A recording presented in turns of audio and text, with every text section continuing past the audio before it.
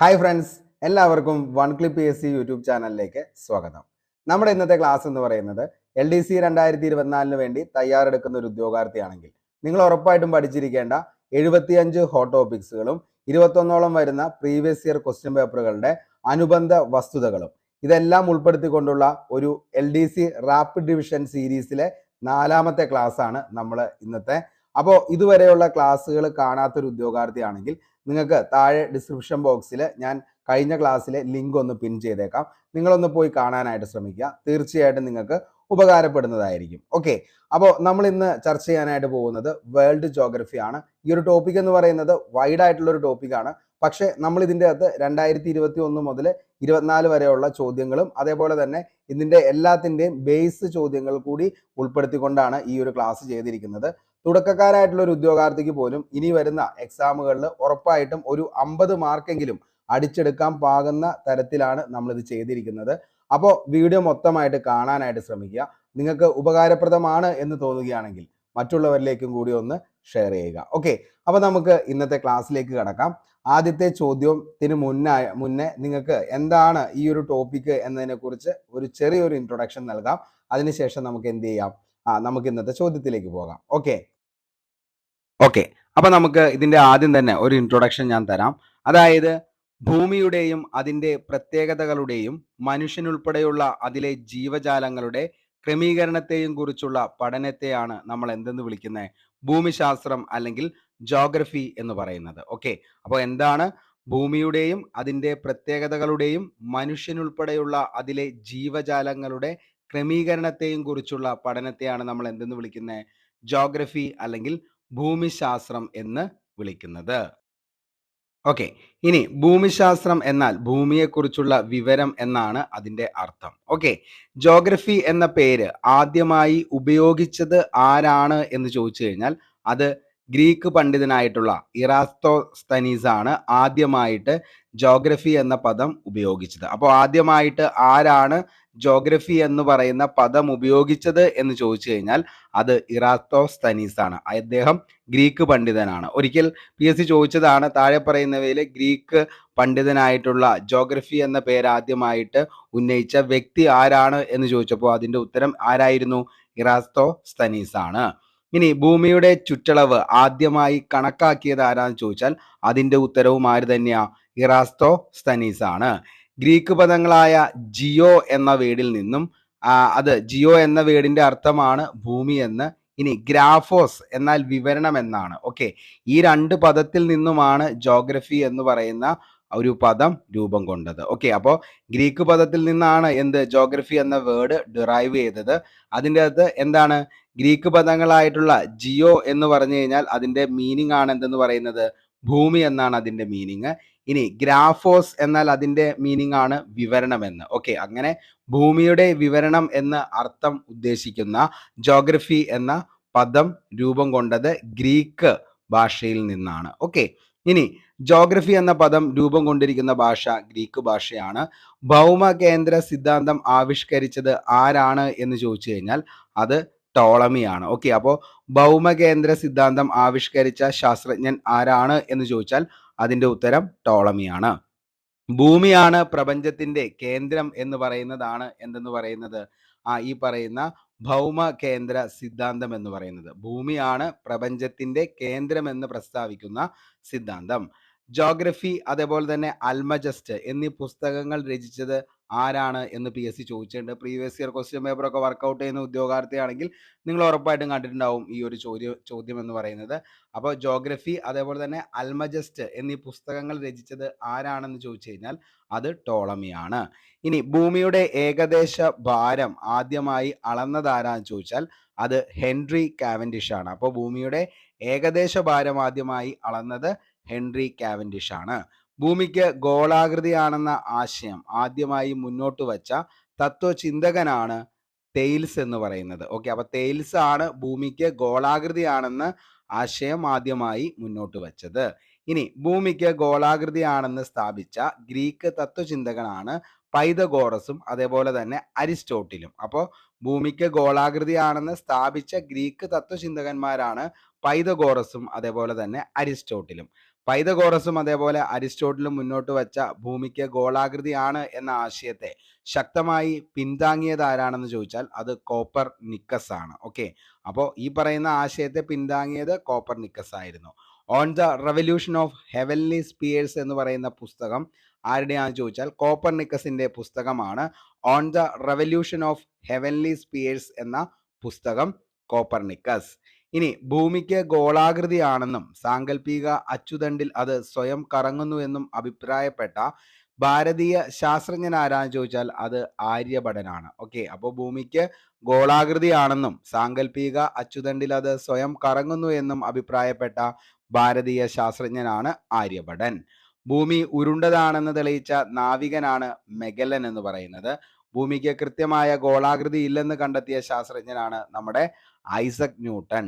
ധ്രുവപ്രദേശങ്ങളിൽ അല്പം പരന്നതും മധ്യഭാഗം ചെറുതായി വീർത്തതുമായ ഗോളാകൃതിയാണ് ഭൂമിക്കുള്ളതെന്ന് സ്ഥാപിച്ചത് ആരാണെന്ന് ചോദിച്ചാൽ അത് ഐസക് ന്യൂട്ടൺ ആണ്. അപ്പോൾ ഇത്രയും കാര്യങ്ങൾ എന്താണ് ഇൻട്രൊഡക്ഷൻ എന്ന ലെവലിൽ ഞാൻ പറഞ്ഞു. അതെന്താന്ന് വെച്ച് കഴിഞ്ഞാൽ ഏറ്റവും ഇമ്പോർട്ടൻ്റ് ആയിട്ടുള്ള ബേസ് ചോദ്യങ്ങളാണ്. ചിലപ്പോൾ എങ്ങാനും ചോദിച്ചേക്കാം. നമ്മൾ ഇത്രയും കാര്യമാണ് പറഞ്ഞത്.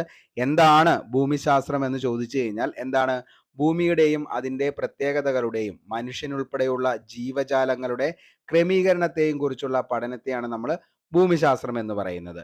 എന്താണ് ഭൂമിശാസ്ത്രം എന്ന് പറഞ്ഞാൽ എന്താണ് ഭൂമിയെക്കുറിച്ചുള്ള വിവരമാണ് എന്തെന്ന് പറയുന്നത് ഭൂമിശാസ്ത്രം എന്ന് പറയുന്നത്. ഓക്കെ, ജോഗ്രഫി പേര് ആദ്യമായി ഉപയോഗിച്ചത് ആരാ ചോദിച്ചാൽ ഇറാത്തോസ്തനീസ് ആണ്. ചുറ്റളവ് ആദ്യമായി കണക്കാക്കിയതും ആര് തന്നെയാ ഇറാത്തോസ്തനീസ് ആണ്. ഗ്രീക്ക് ഭാഷയിൽ നിന്നാണ് വന്നത്. ജിയോ എന്നാൽ ഭൂമി എന്നും ഗ്രാഫോസ് എന്നാൽ വിവരണം എന്നുമാണ് അതിൻ്റെ മീനിങ് എന്ന് പറയുന്നത്. ഓക്കെ, ഇനി ഭൗമകേന്ദ്ര സിദ്ധാന്തം അത് ടോളമി ആയിരുന്നു. അതേപോലെ ജോഗ്രഫി അൽമജസ്റ്റ എന്നീ പറയുന്ന പുസ്തകങ്ങൾ രചിച്ചതും ടോളമി ആണ്. അതേപോലെ ഭൂമിയുടെ ഏകദേശ ഭാരം ആദ്യമായി അളന്നത് ഹെൻറി കാവൻഡിഷ് ആണ്. ഓക്കെ, ഇനി ഭൂമിക്ക് ഗോളാകൃതിയാണെന്ന് സ്ഥാപിച്ച ഗ്രീക്ക് തത്വചിന്തകനാണ് പൈതഗോറസും അരിസ്റ്റോട്ടിലും. Okay, on the revolution of heavenly spheres എന്ന പുസ്തകം കോപ്പർനിക്കസിന്റെയാണ്. ഇനി ഭൂമി കൃത്യമായ ഗോളാകൃതി അല്ലെന്ന് പറഞ്ഞത് ആരാന്ന് ചോദിച്ചാൽ അത് ഐസക് ന്യൂട്ടൺ ആണ്. ധ്രുവപ്രദേശങ്ങൾ അല്പം പരന്നതും മധ്യഭാഗം ചെറുതും വീർത്തതുമായ ഗോളാകൃതിയാണ് ഭൂമിക്കുള്ളതെന്ന് സ്ഥാപിച്ച ശാസ്ത്രജ്ഞനാണ് സർ ഐസക് ന്യൂട്ടൺ എന്ന് പറയുന്നത്. വളരെ വ്യക്തമായെന്ന് കരുതുന്നു. ഇനി നമുക്ക് ചോദ്യങ്ങളിലേക്ക് പോകാം. ഭൗമാന്തരീക്ഷ പരിണാമ പ്രക്രിയയിൽ ഉൾപ്പെടാത്തത് ഏതാണ്? ഭൗമാന്തരീക്ഷ പരിണാമ പ്രക്രിയയിൽ ഉൾപ്പെടാത്തത് ഏതാണ് എന്നുള്ളതാണ് ആദ്യത്തെ ചോദ്യം. ഇത് ജൂനിയർ പ്രൊജക്ട് അസിസ്റ്റന്റ് 2023 ചോദിച്ച ചോദ്യമാണ്. ഭൗമാന്തരീക്ഷ പരിണാമ പ്രക്രിയയിൽ ഉൾപ്പെടാത്തത് ഏതാണ്? വേർതിരിക്കലാണ് ഇതിൻ്റെ അകത്ത് ഉൾപ്പെടാത്തത്. അതായത് വാതകമോചനം. ഓക്കെ, വാദം, വാതക മോചനം, പ്രകാശ സംശ്ലേഷണം എന്നിവ അന്തരീക്ഷ പരിണാമവുമായി ബന്ധപ്പെട്ടിരിക്കുന്നു. ഓക്കെ, അപ്പോൾ സൗരവാദം, വാതക മോചനം, പ്രകാശ സംശ്ലേഷണം എന്നിവ അന്തരീക്ഷത്തിന്റെ പരിണാമവുമായി ബന്ധപ്പെട്ടിരിക്കുന്നു. ഇന്നത്തെ വിധത്തിൽ ഭൂമിയുടെ അന്തരീക്ഷം രൂപപ്പെട്ടത് പ്രധാന 3 ഘട്ടങ്ങളിലൂടെയാണ്. ഓക്കെ, അതിൻ്റെ അകത്ത് ആദ്യ തുടക്കത്തിൽ ഉണ്ടായിരുന്നു അന്തരീക്ഷം ക്ഷയിച്ച് ഇല്ലാതായി. മുഖ്യമായും ഹൈഡ്രജൻ, ഹീലിയം എന്നിവ അടങ്ങിയ പ്രാരംഭ അന്തരീക്ഷം സൗരവാദത്താൽ ഇല്ലാതായി എന്നാണ് ആദ്യഘട്ടം എന്ന് പറയുന്നത്. ഓക്കെ, അപ്പോൾ ആദ്യഘട്ടം എന്ന് പറഞ്ഞാൽ എന്താണ്? തുടക്കത്തിലുണ്ടായിരുന്ന അന്തരീക്ഷം ക്ഷയിച്ച് ഇല്ലാതായി. മുഖ്യമായും ഹൈഡ്രജൻ, ഹീലിയം എന്നിവ അടങ്ങിയ പ്രാരംഭ അന്തരീക്ഷം സൗരവാദത്താൽ ഇല്ലാതായി എന്നാണ് ആദ്യഘട്ടത്തിൽ പറയുന്നത്. അതായത് ഒന്നാമത്തെ ഘട്ടം. ഇനി രണ്ടാമത്തെ ഘട്ടം എന്ന് പറയുന്നത് ഭൂമി തണുക്കുന്ന ഘട്ടങ്ങളിൽ ഉള്ളറയിൽ നിന്നും വാതകങ്ങളും അതേപോലെ തന്നെ എന്താണ് നീരാവിയും മോചിക്കപ്പെട്ടു. ഇത് അന്തരീക്ഷ പരിണാമത്തിന് തുടക്കമിട്ടു. നീരാവി nitrogen, carbon dioxide, methane, ammonia എന്നിവയും നേരിയ അളവിൽ ഓക്സിജനും ഉൾപ്പെട്ട അന്തരീക്ഷം രൂപപ്പെട്ടു. ഭൂമിയുടെ ഉള്ളറയിൽ നിന്നും വാതകങ്ങൾ മോചിപ്പിക്കപ്പെട്ട പ്രക്രിയ വാതകമോചനം എന്ന് വിളിക്കുന്നു. ഓക്കെ, അപ്പോൾ രണ്ടാം ഘട്ടത്തിലാണ് വാതകമോചനം. ഓക്കെ, അതായത് ഭൂമി തണുക്കുന്ന ഘട്ടങ്ങളിൽ ഉള്ളറയിൽ നിന്നും വാതകങ്ങളും നീരാവിയും മോചിക്കപ്പെട്ടു. ഇത് അന്തരീക്ഷ പരിണാമത്തിന് തുടക്കമിട്ടു. നീരാവി nitrogen, carbon dioxide, methane, ammonia എന്നിവയും നേരിയ അളവിൽ ഓക്സിജനും ഉൾപ്പെട്ട അന്തരീക്ഷം രൂപപ്പെട്ടു. ഭൂമിയുടെ ഉള്ളറയിൽ നിന്ന് വാതകങ്ങൾ മോചിപ്പിക്കപ്പെട്ട പ്രക്രിയ വാതകമോചനം എന്നാണ് വിളിക്കപ്പെടുന്നത്. ഓക്കെ, അത് രണ്ടാമത്തെ ഘട്ടമാണ്. ഇനി മൂന്നാമത്തെ ഘട്ടം, തുടർച്ചയായി ഉണ്ടായ അഗ്നിപർവ്വത സ്ഫോടനങ്ങൾ വഴി കൂടുതൽ നീരാവിയും വാതകങ്ങളും അന്തരീക്ഷത്തിൽ എത്തിച്ചേർന്നു. ഭൂമി തണുത്തപ്പോൾ ഈ നീരാവി ഘനീഭവിച്ച് മഴയായി പെയ്തിറങ്ങി. ഭൗമോപരിതലത്തിൽ വീണ മഴവെള്ളം ഭൗമഗർത്തങ്ങളിൽ സംഭരിക്കപ്പെട്ട് സമുദ്രങ്ങൾ രൂപം കൊണ്ടു. ഭൗമോൽപത്തിക്കു ശേഷം 500 ദശലക്ഷ വർഷങ്ങൾക്കുള്ളിൽ തന്നെ സമുദ്രങ്ങൾ രൂപപ്പെട്ടതായി എന്ത് ചെയ്യുന്നു? കണക്കാക്കപ്പെടുന്നു. സമുദ്രങ്ങളുടെ പ്രായം ഏകദേശം 4000 ദശലക്ഷം വർഷങ്ങൾക്ക് മുമ്പാണ് സമുദ്രങ്ങളുടെ പ്രായം എന്ന് പറയുന്നത്. പ്രകാശ സംശ്ലേഷണ പ്രക്രിയ ആരംഭിച്ചത് ഏകദേശം 2500 മുതൽ 3000 വർഷങ്ങൾക്ക് മുമ്പാണ്. ഏകദേശം 2000 വർഷങ്ങൾക്ക് മുമ്പ് അന്തരീക്ഷത്തിൽ ഓക്സിജൻ വ്യാപിച്ചു തുടങ്ങി. 2000 വർഷങ്ങൾക്ക് മുമ്പ് തന്നെ. വേർതിരിക്കൽ പ്രക്രിയ ശിലാമണ്ഡലത്തിന്റെ പരിണാമവുമായി ബന്ധപ്പെട്ടിരിക്കുന്നു. വേർതിരിക്കൽ പ്രക്രിയയിലൂടെ ഭൗമവസ്തുക്കൾ പ്രത്യേക പാളികളായി ക്രമീകരിക്കപ്പെട്ടു. എന്താണ് വേർതിരിക്കൽ പ്രക്രിയ? ശിലാമണ്ഡലത്തിന്റെ പരിണാമവുമായി ബന്ധപ്പെട്ടിരിക്കുന്നു. വേർതിരിക്കൽ പ്രക്രിയയിലൂടെ ഭൗമവസ്തുക്കൾ പ്രത്യേക പാളികളായി ക്രമീകരിക്കപ്പെട്ടു. തൽഫലമായാണ് ഭൂവൽക്കം, മാന്റിൽ, പുറക്കാമ്പ്, അകക്കാമ്പ് എന്നിങ്ങനെ ഭൂമിയുടെ ഉപരിതലത്തിൽ നിന്ന് ഉള്ളിലേക്ക് വ്യത്യസ്ത പാളികളായി രൂപപ്പെട്ടത്. ജീവോൽപത്തിയും ജീവപരിണാമവുമാണ് ഭൗമപരിണാമത്തിന്റെ അവസാന ഘട്ടമെന്ന് പറയുന്നത്. ജീവപരിണാമത്തിന് തുടക്കമിട്ടത് ഏതാണ്ട് 3800 ദശലക്ഷം വർഷങ്ങൾക്ക് മുമ്പാണെന്ന് കരുതപ്പെടുന്നു. ഓക്കെ, അപ്പോൾ എന്താണ്, ഇത്രയും കാര്യങ്ങളാണ് നമ്മൾ പറഞ്ഞത്. അതായത് എന്താണ് ഭൗമാന്തരീക്ഷ പരിണാമ പ്രക്രിയയിൽ ഉൾപ്പെടാത്തത് ഇതിൻ്റെ അകത്ത് ഏതാണെന്നുള്ളതാണ് ചോദിച്ചത്. അതിൻ്റെ അകത്ത് ഏതായിരുന്നു? വേർതിരിക്കലാണ്. ഓക്കെ, ഇതിൻ്റെ അകത്ത് നമ്മൾ 3 ഘട്ടങ്ങളായിട്ടാണ് നമ്മൾ തിരിച്ചത്. അതായത് തുടക്കത്തിലുണ്ടായിരുന്ന അന്തരീക്ഷം ക്ഷയിച്ചില്ലാതായത് ആദ്യഘട്ടത്തിലാണ്. രണ്ടാം ഘട്ടം എന്ന് പറയുന്നത് എന്താണെന്ന് ചോദിച്ചു കഴിഞ്ഞാൽ എന്താണ്? ഭൂമി തണുക്കുന്ന ഘട്ടങ്ങളിൽ ഉള്ളറയിൽ നിന്നും വാതകങ്ങളും നീരാവിയും മോചിക്കപ്പെട്ടു അന്തരീക്ഷത്തിലെ പരിണാമത്തിന് തുടക്കമിട്ടു. മൂന്നാം ഘട്ടം, തുടർച്ചയായി ഉണ്ടായ അഗ്നിപർവ്വത സ്ഫോടനങ്ങൾ വഴി കൂടുതൽ നീരാവിയും വാതകങ്ങളും അന്തരീക്ഷത്തിൽ എത്തിച്ചേർന്ന് ഭൂമി തണുത്തപ്പോൾ ആ നീരാവി ഘനീഭവിച്ച് മഴയായി പെയ്തിറങ്ങി. അങ്ങനെ എന്തുണ്ടായി?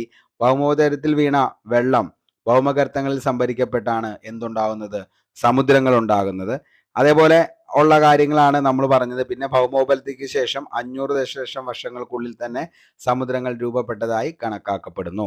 സമുദ്രങ്ങളുടെ പ്രായം ഏകദേശം 4000 ദശലക്ഷം വർഷങ്ങൾക്ക് മുമ്പാണ്. പ്രകാശ സംശ്ലേഷണ പ്രക്രിയ ആരംഭിച്ചത് ഏകദേശം 2500 മുതൽ 3000 വർഷങ്ങൾക്ക് മുമ്പാണ്. ഓക്കെ, ഇനി നമുക്ക് ഭൂമിയുടെ ഘടന, അതാണ് അടുത്ത ഏറ്റവും ഇമ്പോർട്ടൻ്റ് ആയിട്ടുള്ള ഒരു ടോപ്പിക് എന്ന് പറയുന്നത്. അതിൻ്റെ അത് മെയിനായിട്ട് നമ്മൾ പഠിക്കേണ്ടതാണ്. അതായത് the structure of the earth ആണ് ഈ കാണുന്നത്. അതിൻ്റെ അകത്ത് ഫസ്റ്റ് എന്ന് പറയുന്നത് ഏതാണ്? അത് ക്രസ്റ്റ് ആണ്. ഓക്കെ, രണ്ടാമത്തെ വരുന്നതാണ് എന്തെന്ന് പറയുന്നത്? രണ്ടാമത്തെയാണ് മാൻറ്റിൽ എന്ന് പറയുന്നത്. രണ്ടാമത്തെ മാൻറ്റിലാണ്. മൂന്നാമത്തെയാണ് ഔട്ടർ കോർ എന്ന് പറയുന്നത്. Outer core. ഓക്കെ, മൂന്നാമത്തെ ഔട്ടർ കോർ ആണ്. ഇനി നാലാമത്തെയാണ് എന്തെന്ന് പറയുന്നത്? ഇന്നർ കോർ എന്ന് പറയുന്നത്. Inner core. ഓക്കെ, അപ്പോൾ നമുക്ക് എന്ത് ചെയ്യാം? ഈ നിലവിലെ ഭൂമിയെ നമുക്ക് എത്രയായിട്ട് തരംതിരിക്കാം? 4ആയിട്ട്. അതായത് ഭൂമിയുടെ സ്ട്രക്ചർ അനുസരിച്ച്, ഭൂമിയുടെ ഘടന അനുസരിച്ച് ഭൂമിയെ നമുക്ക് 4ആയിട്ട് തരംതിരിക്കാം. ഒന്നാമത്തെയാണ് ഭൂവൽക്കം, അതായത് ക്രസ്റ്റ് എന്ന് പറയുന്നതാണ് ഭൂവൽക്കം. മാൻറ്റിൽ എന്ന് പറയുന്നതാണ് രണ്ടാമത്തെ. മൂന്നാമത്തെയാണ് എന്തെന്ന് പറയുന്നത്? Outer core. ഔട്ടർ കോർ എന്ന് പറയുന്നത്. ഇനി നാലാമത്തെയാണ് എന്തെന്ന് പറയുന്നത്? Inner core. ഇന്നർ കോർ എന്ന് പറയുന്നതാണ് നാലാമത്തെ. ഓക്കെ, അപ്പൊ ഇങ്ങനെ 4ആയിട്ട് നമുക്ക് എന്ത് ചെയ്യാം? തരംതിരിക്കാം. ഓക്കെ, ഇനി നമുക്ക് ഓരോന്നും എന്താന്നുള്ളതും അതുമായി ബന്ധപ്പെട്ട ചോദ്യങ്ങളുമാണ് ഇനി നമ്മൾ പഠിക്കാനായിട്ട് പോകുന്നത്. ഭൂമിയുടെ വൻകര ഭൂവൽക്കത്തിൽ അടങ്ങിയിരിക്കുന്ന പ്രധാന ധാതുക്കൾ ഏതാണ്? ഭൂമിയുടെ വൻകര ഭൂവൽക്കത്തിൽ അടങ്ങിയിരിക്കുന്ന പ്രധാന ധാതുക്കൾ ഏതാണ്? ഏതൊക്കെയാണ്? അലൂമിനിയവും സിലിക്കയുമാണ്. ഭൂമിയുടെ വൻകര ഭൂവൽക്കത്തിൽ അടങ്ങിയിരിക്കുന്ന പ്രധാന ധാതുക്കളാണ് അലൂമിനിയവും സിലിക്കയും.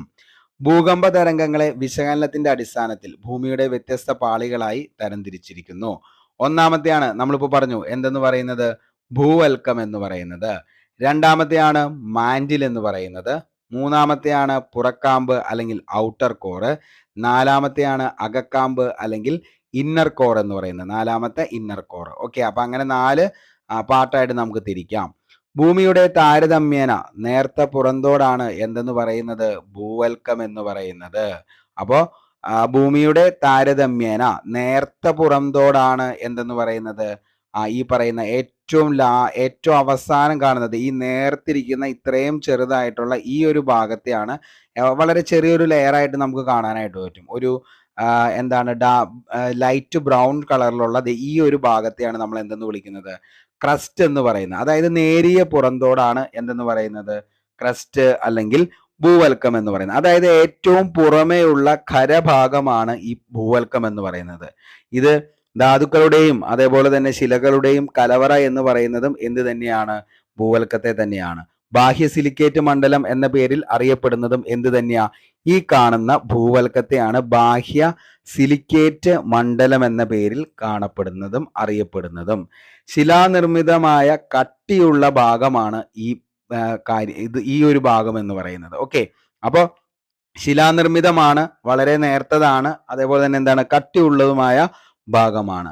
സമുദ്രതട ഭൂവൽക്കം വൻകര ഭൂവൽക്കത്തെ അപേക്ഷിച്ച് കനം കുറവാണ്. സമുദ്രതട ഭൂവൽക്കത്തിന്റെ കനം ശരാശരി 5 കിലോമീറ്ററും വൻകര ഭൂവൽക്കത്തിന്റെ കനം എന്ന് പറയുന്നത് ശരാശരി 30 കിലോമീറ്ററുമാണ്. ഓക്കെ, അപ്പോൾ ഇത്രയും കാര്യങ്ങൾ ജസ്റ്റ് ഒന്ന് നോക്കുക. അതേപോലെ ബാഹ്യ സിലിക്കേറ്റ് മണ്ഡലം എന്ന പേരിൽ അറിയപ്പെടുന്ന ഭൂവൽക്കമാണ്. അതേപോലെ ഭൂവൽക്കത്തിന്റെ ഏകദേശ കനം എന്ന് പറയുന്നത് നമ്മൾ പറഞ്ഞു 40 കിലോമീറ്റർ ആണ് ഇതിന്റെ എന്തെന്ന് പറയുന്നത്, ഏകദേശ കനം എന്ന് പറയുന്നത് 40 കിലോമീറ്റർ ആണ്. ഭൂവൽക്കത്തിന്റെ ഏകദേശ കനം എന്ന് പറയുന്നത് 40 കിലോമീറ്റർ ആണ്. അതായത് വൻകര ഭൂവൽക്കത്തിന്റെ 30 to 40 കിലോമീറ്റർ വരെ വരാം. ഓക്കെ, ഭൂവൽക്കത്തിന്റെ 2 ഭാഗങ്ങളാണ് വൻകര ഭൂവൽക്കം അതേപോലെ തന്നെ സമുദ്ര ഭൂവൽക്കം എന്ന് പറയുന്നത്. സിലിക്ക, അലൂമിന എന്നീ ധാതുക്കൾ മുഖ്യമായും അടങ്ങിയിരിക്കുന്നതിനാൽ വൻകര ഭൂവൽക്കം അറിയപ്പെടുന്നത് ഏത് പേരിലാണെന്ന് ചോദിച്ചാൽ അത് സിയാൽ എന്ന പേരിലാണ് അറിയപ്പെടുന്നത്. ഓക്കെ, അപ്പോൾ സിലിക്ക, അലൂമിന എന്നീ ധാതുക്കൾ മുഖ്യമായും അടങ്ങിയിരിക്കുന്നതിനാൽ വൻകര ഭൂവൽക്കത്തെ അറിയപ്പെടുന്നതാണ് സിയാൽ എന്ന പേരിലാണ് വൻകര ഭൂവൽക്കത്തെ അറിയപ്പെടുന്നത്. ഇനി സിയാലിനെ തൊട്ടു താഴെയായി എന്താണ്, സിലിക്ക, മഗ്നീഷ്യം എന്നീ ധാതുക്കൾ മുഖ്യമായും അടങ്ങിയിരിക്കുന്നതിനാൽ സമുദ്ര ഭൂവൽക്കത്തെ അറിയപ്പെടുന്ന പേരാണ് സിമ എന്നുള്ളത്. ഓക്കെ, അപ്പോൾ എന്താണ് സിയാൽ എന്നും എന്താണ് സിമ എന്നുള്ളതും വളരെ വ്യക്തമായി തന്നെ നമ്മൾ അറിഞ്ഞിരിക്കണം. ഓക്കെ, ഇത് രണ്ടും ഏതിൽ വരുന്നതാ, ക്രസ്റ്റിൽ വരുന്നതാണ്. ക്രസ്റ്റിൽ വരുന്ന 2 ഭാഗമാണ് ഈ പറയുന്ന എന്തെന്ന് പറയുന്നത്, സിമയും അതേപോലെ തന്നെ സിയാൽ എന്ന് പറയുന്നത്. എന്താണ് സിയാൽ എന്ന് ചോദിച്ചു കഴിഞ്ഞാൽ സിലിക്ക, അലൂമിന എന്നീ ധാതുക്കൾ മുഖ്യമായും അടങ്ങിയിരിക്കുന്ന വൻകര ഭൂവൽക്കം അറിയപ്പെടുന്നതാണ് സിയാൽ എന്ന് പറയുന്നത്. അപ്പോൾ നമ്മൾ പറഞ്ഞു, അതായത് ഭൂവൽക്കത്തെ നമുക്ക് 2 ആയിട്ട് ഡിവൈഡ് ചെയ്യാം, വൻകര ഭൂവൽക്കം എന്നും സമുദ്ര ഭൂവൽക്കം എന്നും. ഓക്കെ, അതിൻ്റെ അകത്ത് വൻകര ഭൂവൽക്കത്തിൽ പെടുന്നതാണ് എന്തെന്ന് പറയുന്നത്, സിയാൽ എന്ന് പറയുന്നത്. ഓക്കെ, ഇനി സിയാലിന് തൊട്ട് താഴെയായി സിലിക്ക, മഗ്നീഷ്യം എന്നീ ധാതുക്കൾ മുഖ്യമായും അടങ്ങിയിരിക്കുന്നതിനാൽ സമുദ്ര ഭൂവൽക്കത്തെ അറിയപ്പെടുന്നതാണ് സിമ എന്നുള്ളത്. ഓക്കെ, അപ്പോൾ എന്താണ് സിയാൽ എന്ന് പറഞ്ഞു കഴിഞ്ഞാൽ അത് ഭൂവൽക്കം, വൻകര ഭൂവൽക്കമാണ്. സിമ എന്ന് പറഞ്ഞു കഴിഞ്ഞാൽ അതെന്താണ്, സമുദ്ര ഭൂവൽക്കമാണെന്നുള്ളതും എന്ത് ചെയ്യുക, ഓർത്തു വയ്ക്കുക. ഓക്കെ, അതേപോലെ തന്നെ എന്താണ്, വൻകര ഭൂവൽക്കത്തിന്റെ ശരാശരി കനമാണ് നമ്മൾ എന്തെന്ന് പറയുന്നത്, ഈ പറയുന്ന 30 to 40 കിലോമീറ്റർ എന്ന് പറയുന്നത്. ഇനി സമുദ്ര ഭൂവൽക്കത്തിന്റെ കനമാണെങ്കിലോ അതാണ് 5 കിലോമീറ്റർ വരെയാണ്. 4 to 5 കിലോമീറ്റർ ആണ് സമുദ്ര തട ഭൂവൽക്കത്തിന്റെ കനം എന്ന് പറയുന്നത്. ഓക്കെ, അപ്പോൾ ഭൂവൽക്കത്തിന്റെ വൻകര ഭാഗങ്ങളെ മുകൾ തട്ട് അറിയപ്പെടുന്നത് സിയാൽ എന്നും അതിൻ്റെ അകത്താണ് സിലിക്കണും അലൂമിനിയം. മറ്റേതാണ് എന്തെന്ന് പറയുന്നത്, സിയാൽ എന്ന് പറയുന്നതിന്റെ താഴെയുള്ളതാണ് സിമ, സിലിക്കണും അതേപോലെ തന്നെ മഗ്നീഷ്യവുമാണ്. ഓക്കെ, അപ്പൊ അത്രയും കാര്യങ്ങൾ എന്ത് ചെയ്യുക, ഒന്ന് ഓർത്തു വച്ചേക്കുക, വെരി വെരി ഇമ്പോർട്ടന്റ് ആണ്. ഓക്കെ, ഇനി അടുത്ത ചോദ്യത്തിലേക്ക് പോവാം. ഭൂവൽക്കത്തിൽ ഏറ്റവും കൂടുതലായി കാണപ്പെടുന്ന മൂലകം ഏതാണ്? ഭൂവൽക്കത്തിൽ ഏറ്റവും കൂടുതലായി കാണപ്പെടുന്ന മൂലകം ഏതാണ്? ഓക്സിജൻ ആണ്. ഇത് മോസ്റ്റ്ലി റിപ്പീറ്റഡ് ആണ് ഈ ഒരു ചോദ്യം എന്ന് പറയുന്നത്. നമ്മൾ previous year question paper work out ചെയ്യുന്ന ഉദ്യോഗാർത്ഥിയാണെങ്കിൽ നിങ്ങൾ ഒത്തിരി തവണ കണ്ടിട്ടുണ്ടാവും ഈ ഒരു ചോദ്യം എന്ന് പറയുന്നത്. അതിൻ്റെ ഒരു സിമ്പിൾ കോഡ് നമ്മൾ മെമ്മറി ടിപ്സിൽ പറഞ്ഞിട്ടുണ്ട്. ബോഫൻ എന്ന് പറയുന്ന കോഡ് ഒന്ന് ഓർത്തു വെച്ചാൽ നിങ്ങൾക്ക് എന്ത് ചെയ്യാൻ പറ്റും, ഇതിന്റെ എപ്പോഴും ഉള്ള കൺഫ്യൂസിങ് ഫാക്റ്റ് ആണ് നിങ്ങൾക്ക് മനസ്സിലാവും. ഓക്കെ, അപ്പോൾ അതായത് ഭൂവൽക്കത്തിൽ ഏറ്റവും കൂടുതലുള്ളത് ഏതാന്ന് ചോദിച്ചാൽ ഏതാ? ഓക്സിജൻ ആണ്. ഭൂവൽക്കത്തിൽ ഏറ്റവും കൂടുതലുള്ള മൂലകം ഏതാന്ന് ചോദിച്ചാൽ BO. എന്താണ്? ഓക്സിജൻ ആണ്. ഭൂവൽക്കത്തിൽ ഓക്സിജൻ. ഇനി പ്രപഞ്ചത്തിൽ മക്കളെ ഏറ്റവും കൂടുതലുള്ള മൂലകം ഏതാന്ന് ചോദിച്ചു കഴിഞ്ഞാൽ ഏതാണ്? പ്രപഞ്ചത്തിൽ ഏറ്റവും കൂടുതലുള്ളത് അത് ഹൈഡ്രജൻ ആണ്. പ്രപഞ്ചത്തിൽ ഹൈഡ്രജൻ PH. ഇനി മക്കളെ, അന്തരീക്ഷത്തിൽ ഏറ്റവും കൂടുതലുള്ളത് ഏതാന്ന് ചോദിച്ചാൽ ഏതാണ്?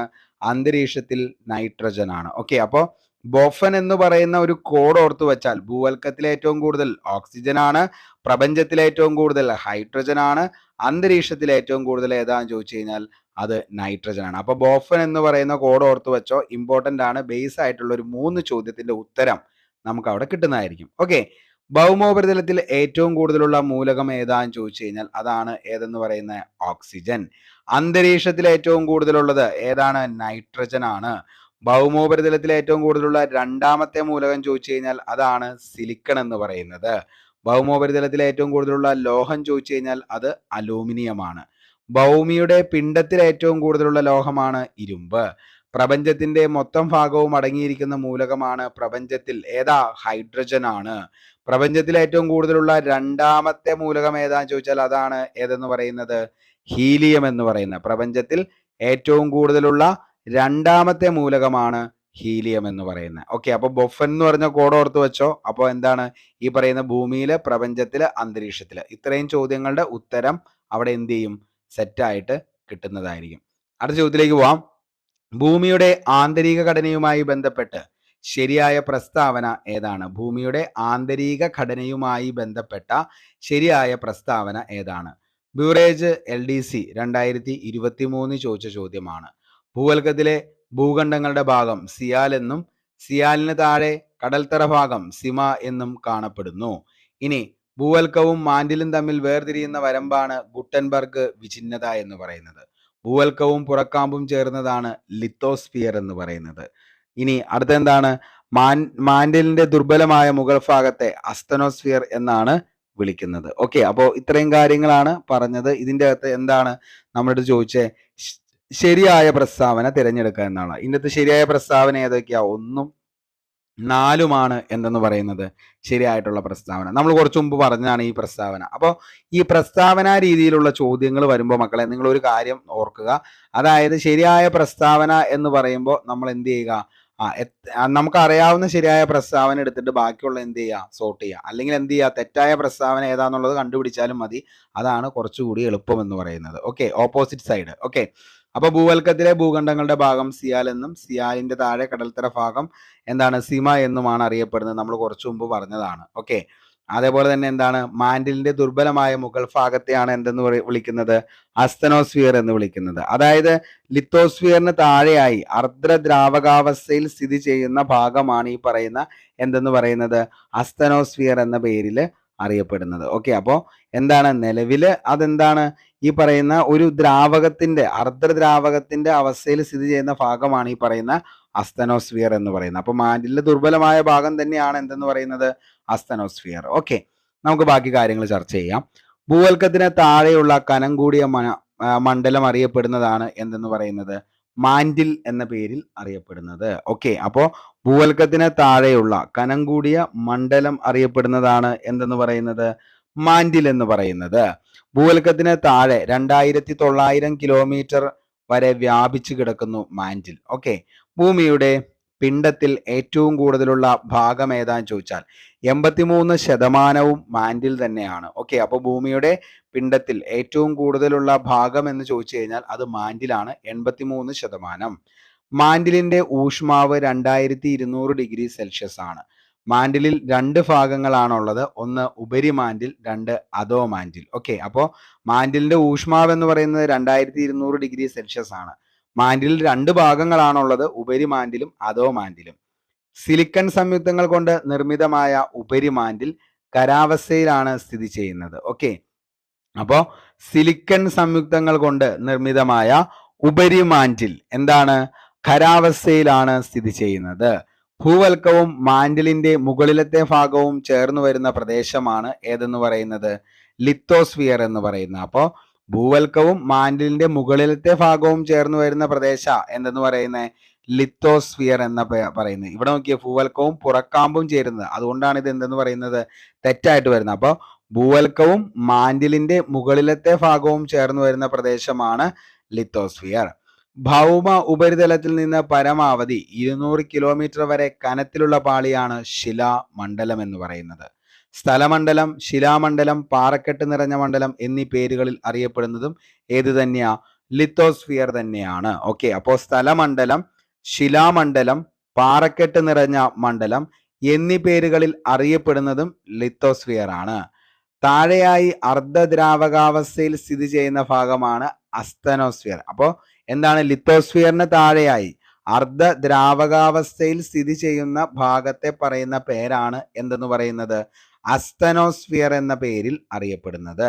ഈ അസ്തനോസ്ഫിയർ ഏകദേശം 400 കിലോമീറ്റർ വരെയാണ് വ്യാപിച്ചു കിടക്കുന്നത്. അസ്തനോസ്ഫിയർ താഴെ വ്യാപിച്ചു കിടക്കുന്ന അധോ മാന്റിൽ എപ്പോഴും ഖരാവസ്ഥയിലാണ്. ഓക്കെ, അപ്പോൾ അസ്തനോസ്ഫിയർ 400 കിലോമീറ്റർ വരെ വ്യാപിച്ചു കിടക്കുന്നു. അസ്തനോസ്ഫിയറിന് താഴെ വ്യാപിച്ചു കിടക്കുന്ന അധോ മാന്റിൽ ഖരാവസ്ഥയിലാണ് സ്ഥിതി ചെയ്യുന്നത്. അപ്പോൾ ഇത്രയും കാര്യങ്ങളാണ് അതിൻ്റെ അകത്ത്, അതായത് മാന്റിലുമായി ബന്ധപ്പെട്ട് നമുക്ക് പഠിക്കാനുള്ളത്. അതേപോലെ ചിലപ്പോൾ PSC ചോദിക്കാറുണ്ട്, ഭൂമിയുടെ പിണ്ഡത്തിൽ ഏറ്റവും കൂടുതലുള്ള ഭാഗം ഏതാന്ന് ചോദിച്ചു കഴിഞ്ഞാൽ ഭൂമിയുടെ പിണ്ഡത്തിൽ ഏറ്റവും കൂടുതൽ ഏതാ? മാന്റിൽ തന്നെയാണ്. ഓക്കെ, അതേപോലെ തന്നെ എന്താണ്? നിലവില് അസ്തനോസ്ഫിയർ വ്യാപിച്ചു കിടക്കുന്നത് 400 കിലോമീറ്റർ വരെയാണ് വ്യാപിച്ചു കിടക്കുന്നത്. അസ്തനോസ്ഫിയറിന്റെ സാന്ദ്രത 3.4 ഗ്രാമാണ് സാന്ദ്രത എന്ന് പറയുന്നത്. ഓക്കെ, അപ്പോൾ ഇത്രയും കാര്യങ്ങൾ എന്ത് ചെയ്യുക? ഒന്ന് ഓർത്തു വയ്ക്കുക. അപ്പോൾ എന്താണ് എന്ന് ചോദിച്ചു കഴിഞ്ഞു കഴിഞ്ഞാൽ എന്താണ്? സിലിക്കൺ സംയുക്തങ്ങൾ കൊണ്ട് നിർമ്മിതമായ ഉപരിമാന്റിൽ ഖരാവസ്ഥയിലാണ് സ്ഥിതി ചെയ്യുന്നത്. ഓക്കെ, അപ്പോൾ ഭൂവൽക്കത്തിന് താഴെയുള്ള കനം കൂടിയ മണ്ഡലത്തെയാണ് നമ്മൾ എന്തെന്ന് വിളിക്കുന്നത്? മാന്റിൽ എന്ന് വിളിക്കുന്നത്. ഭൂവൽക്കത്തിന് താഴെയുള്ള കനം കൂടിയ മണ്ഡലമാണ് മാന്റില്. ഭൂവൽക്കത്തിൽ താഴെ തുടങ്ങി 2900 കിലോമീറ്റർ വരെയാണ് ഇത് വ്യാപിച്ചു കിടക്കുന്നത്. ഭൂമിയുടെ പിണ്ഡത്തിൽ ഏറ്റവും കൂടുതലുള്ള ഭാഗമാണ് മാന്റിൽ, 83%. മാന്റിൽ ഊഷ്മാവ് എത്രയാണെന്ന് ചോദിച്ചാൽ 2200 ഡിഗ്രി സെൽഷ്യസ് ആണ്. മാന്റിലിന് 2 ഭാഗങ്ങളാണ്, ഉപരിമാന്റിൽ എന്നും അധോ മാന്റിൽ എന്നും. സിലിക്കൺ സംയുക്തങ്ങൾ കൊണ്ട് നിർമ്മിതമായ ഉപരിമാന്റിൽ ഖരാവസ്ഥയിലും അതേപോലെ തന്നെ എന്താണ്? ഭൂവൽക്കത്തിന്റെ മാന്റിലെ മുകളിലത്തെ ഭാഗം ചേർന്ന് വരുന്ന പ്രദേശമാണ് ലിത്തോസ്ഫിയർ, അതേപോലെ തന്നെ അസ്തനോസ്ഫിയർ. ഇത്രയും കാര്യങ്ങൾ ഓർത്തു വയ്ക്കുക, വെരി വെരി ഇമ്പോർട്ടൻ്റ് ആണ്. അടുത്ത ചോദ്യത്തിലേക്ക് പോവാം. നിഫെ എന്ന പേരിൽ അറിയപ്പെടുന്ന ഭൂമിയുടെ പാളി ഏതാണ്? നിഫെ എന്ന പേരിൽ അറിയപ്പെടുന്ന ഭൂമിയുടെ പാളിയാണ് അകക്കാമ്പ്. അകക്കാമ്പ് താഴെയായി കാണപ്പെടുന്ന ഭൗമ അന്തർഭാഗമാണ് എന്തെന്ന് പറയുന്നത്? കാമ്പ് എന്ന് പറയുന്നത്. ഭൂമിയുടെ കേന്ദ്രഭാഗമാണ് കാമ്പ്.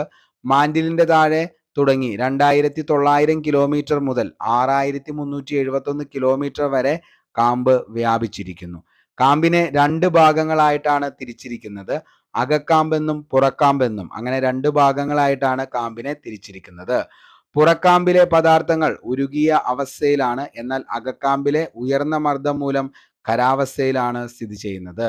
അകക്കാമ്പിലെ ഏകദേശ ഊഷ്മാവ് എന്ന് പറയുന്നത് 2600 ഡിഗ്രി സെൽഷ്യസ് ആണ്. അകക്കാമ്പിലെ ഏകദേശ ഊഷ്മാവ് എന്ന് പറയുന്നത് 2600 ഡിഗ്രി സെൽഷ്യസ് ആണ്. അകക്കാമ്പ് നിക്കലും ഇരുമ്പും കൊണ്ട് നിർമ്മിതമാണ് അകക്കാമ്പ് എന്ന് പറയുന്നത്. അപ്പോൾ അകക്കാമ്പ് എന്ന് പറയുന്നത് എന്തുകൊണ്ടാ? നിക്കലും ഇരുമ്പും കൊണ്ട് നിർമ്മിതമാണ്. അതിനാൽ ഇവ അറിയപ്പെടുന്നതാണ് നിഫെ എന്ന പേരിൽ. അതായത് നിക്കലും അയണും കൊണ്ടാണ് എന്ത് നിർമ്മിച്ചിരിക്കുന്നത്? അകക്കാമ്പ്. അതുകൊണ്ടാണ് ഇതിനെ നിഫെ എന്ന പേരിൽ അറിയപ്പെടുന്നത്. അപ്പോൾ ഭൂമിയുടെ എന്താണ്? താഴെ കാണപ്പെടുന്ന ഭൗമ അന്തർഭാഗമാണ് എന്തെന്ന് പറയുന്നത്? കാമ്പ്. ഭൂമിയുടെ കേന്ദ്രഭാഗം എന്നറിയപ്പെടുന്നതും എന്ത് തന്നെയാണ്? കോറ് അല്ലെങ്കിൽ കാമ്പ്. മാന്റിലിന്റെ താഴെ തുടങ്ങി 2900 കിലോമീറ്റർ മുതൽ 6371 കിലോമീറ്റർ വരെയാണ് വ്യാപിച്ചിരിക്കുന്നത്. ഓക്കെ, അപ്പൊ അത്രത്തോളം എന്താണ്? അകത്തേക്കാണ് ഈ പറയുന്ന കാമ്പ് എന്ന് പറയുന്നത്. കാമ്പിനെ 2 ഭാഗങ്ങളായിട്ട് തിരിച്ചിരിക്കുന്നതാണ് അകക്കാമ്പ്, പുറക്കാമ്പ് എന്ന്. പുറക്കാമ്പിലെ പദാർത്ഥങ്ങൾ ഉരുകിയ അവസ്ഥയിലും എന്നാൽ അകക്കാമ്പിൽ ഉയർന്ന മർദ്ദം മൂലം ഖരാവസ്ഥയിലാണ്. അകക്കാമ്പിലെ ഏകദേശ ഊഷ്മാവ് 2600 ഡിഗ്രി സെൽഷ്യസ് ആണ്. അകക്കാമ്പ് നിക്കലും ഇരുമ്പും കൊണ്ടാണ് നിർമ്മിതം. അതുകൊണ്ടാണ് ഇതിനെ നിഫെ എന്ന് വിളിക്കുന്നത്. അടുത്ത ചോദ്യം, ഭൂകമ്പ തരംഗങ്ങളുടെ ഉത്ഭവസ്ഥാനം. ഓക്കെ, ഭൂകമ്പ തരംഗങ്ങളുടെ ഉത്ഭവസ്ഥാനം ഏതാണ്? ഭൂകമ്പ തരംഗങ്ങളുടെ ഉത്ഭവസ്ഥാനം ഏതാണ് എന്നുള്ളതാണ് നമ്മുടെ ചോദ്യം എന്ന് പറയുന്നത്. ഇത് നിലവിൽ ചോദിച്ചിരിക്കുന്ന വുമൺ സിവിൽ എക്സൈസ് ഓഫീസർ 2023 ചോദിച്ച ചോദ്യമാണ്. ഭൂകമ്പ തരംഗങ്ങളുടെ ഉത്ഭവസ്ഥാനം ഏതാണ്? ഭൂകമ്പ നാഭിയാണ് ഭൂകമ്പ തരംഗങ്ങളുടെ ഉത്ഭവസ്ഥാനം. ഭൂകമ്പങ്ങൾക്ക് കാരണമാകുന്ന ചലന കേന്ദ്രമാണ് പ്രഭവ കേന്ദ്രം, ഭൂകമ്പ നാഭി. ഹൈപ്പോ സെന്റർ എന്നറിയപ്പെടുന്നതാണ് എന്തെന്ന് പറയുന്നത്? പ്രഭവ കേന്ദ്രം എന്നറിയപ്പെടുന്നതാണ് ഹൈപ്പോ സെന്റർ. ഭൂകമ്പനാഭിക്ക് നേരെ മുകളിൽ ഭൂമിയുടെ ഉപരിതലത്തിലുള്ള ബിന്ദുവാണ് എന്തെന്ന് പറയുന്നത്? അതികേന്ദ്രം എന്നറിയപ്പെടുന്നത്. ഓക്കെ, അപ്പോൾ എന്താണ് നിലവില് എന്താണ് ഭൂകമ്പങ്ങൾക്ക് കാരണമാകുന്ന ചലന കേന്ദ്രമാണ് പ്രഭവ കേന്ദ്രം എന്ന് പറയുന്നത്. ഈ പ്രഭവ കേന്ദ്രം എന്ന് പറയുന്നത് എന്താണ്, അല്ലെങ്കിൽ ഭൂകമ്പനാഭി ഹൈപ്പോ സെന്റർ എന്ന് അറിയപ്പെടുന്നതാണ് എന്തെന്ന് പറയുന്നത്? പ്രഭവ കേന്ദ്രം എന്നറിയപ്പെടുന്നത്. ഭൂകമ്പ നാഭിക്ക് നേരെ മുകളിൽ ഭൂമിയുടെ ഉപരിതലത്തിലുള്ള ബിന്ദുവിനെയാണ് നമ്മൾ എന്തെന്ന് വിളിക്കുന്നത്? അതികേന്ദ്രം എന്ന പേരിൽ അറിയപ്പെടുന്നത്. അതികേന്ദ്രം എന്ന പേരിൽ അറിയപ്പെടുന്നത്. ഓക്കെ, ഇനി നമുക്കറിയാം, അതായത് എന്താണ്, ഭൂകമ്പ തരംഗങ്ങൾ ആദ്യം എത്തിച്ചേരുന്നത് എവിടെയാണ്? അതികേന്ദ്രത്തിലാണ്. ഭൂകമ്പ തരംഗങ്ങൾ ആദ്യം എത്തിച്ചേരുന്നത് എവിടെയാണ്? അതികേന്ദ്രത്തിലാണ്. തുടർ ഭൂകമ്പങ്ങളുടെ നാട് എന്നറിയപ്പെടുന്നത് എവിടെയാണെന്ന് ചോദിച്ചു കഴിഞ്ഞാൽ, തുടർ ഭൂകമ്പങ്ങളുടെ നാട് എന്നറിയപ്പെടുന്നത് എവിടെയാ? ഹെയ്ത്തിയാണ് തുടർ ഭൂകമ്പങ്ങളുടെ നാട് എന്നറിയപ്പെടുന്നത്. ലോകത്തെ രേഖപ്പെടുത്തിയിട്ടുള്ളതിൽ വച്ച് ഏറ്റവും തീവ്രമായ ഭൂകമ്പം നടന്ന സ്ഥലം ഏതാന്ന് ചോദിച്ചാൽ, ചിലിയിലെ വാൾഡിവിയിലാണ് ഏറ്റവും വലിയ ഭൂകമ്പം നടന്നത്. റിക്ടർ സ്കെയിലിൽ ഏകദേശം 9.5 ആണ് രേഖപ്പെടുത്തിയത്. അപ്പോൾ ലോകത്തെ രേഖപ്പെടുത്തിയിട്ടുള്ളവയിൽ വച്ച് ഏറ്റവും തീവ്രമായ ഭൂകമ്പം നടന്ന സ്ഥലം ചിലിയിലെ വാൾഡിവിയയാണ്. ഓക്കെ, ഇനി തുടർ ഭൂകമ്പങ്ങളുടെ നാട് എന്നറിയപ്പെടുന്നത് ഏതാ? അത് ഹെയ്ത്തിയാണ്. ഭൂകമ്പം ഏറ്റവും ശക്തിയായി അനുഭവപ്പെടുന്ന സ്ഥലം ഏതാന്ന് ചോദിച്ചാൽ അത് അതികേന്ദ്രമാണ്. ഓക്കെ, അപ്പോൾ എന്താണ്, ഭൂകമ്പം ഏറ്റവും ശക്തിയായി അനുഭവപ്പെടുന്ന സ്ഥലം ഏതാണെന്ന് ചോദിച്ചു കഴിഞ്ഞാൽ അതാണ് എന്തെന്ന് പറയുന്നത്? അതികേന്ദ്രം. അപ്പോൾ ഭൂകമ്പ തരംഗങ്ങൾ ആദ്യം എത്തിച്ചേരുന്നതും എവിടെ തന്നെയാ? അതികേന്ദ്രത്തിലാണ്. തുടർ ഭൂകമ്പങ്ങളുടെ നാട് ഹെയ്ത്തിയാണ്. ലോകത്തെ ഏറ്റവും രേഖപ്പെടുത്തിയിട്ടുള്ളതിൽ വച്ച് ഏറ്റവും വലിയ ഭൂകമ്പം എന്ന് പറയുന്നത് ചിലിയിലെ വാൾഡിവിയയിലാണ്. അത് റിക്ടർ സ്കെയിലിൽ 9.5 ആണ് എന്ത് ചെയ്തത്? രേഖപ്പെടുത്തിയത്. ഓർത്തു വെച്ചോ, ഇമ്പോർട്ടൻ്റ് ആണ്. ഓക്കെ, അതാണ് അന്തരീക്ഷം. അന്തരീക്ഷത്തിൽ ഏറ്റവും കൂടുതൽ കാണപ്പെടുന്ന വാതകം ഏതാണ്? അന്തരീക്ഷത്തിൽ ഏറ്റവും കൂടുതൽ കാണപ്പെടുന്ന വാതകം ഏതാണ്? അന്തരീക്ഷത്തിൽ ഏതാ? നമ്മൾ കുറച്ചു മുമ്പ് പറഞ്ഞു ബോഫൻ എന്ന് പറയുന്ന ഒരു കോഡ്.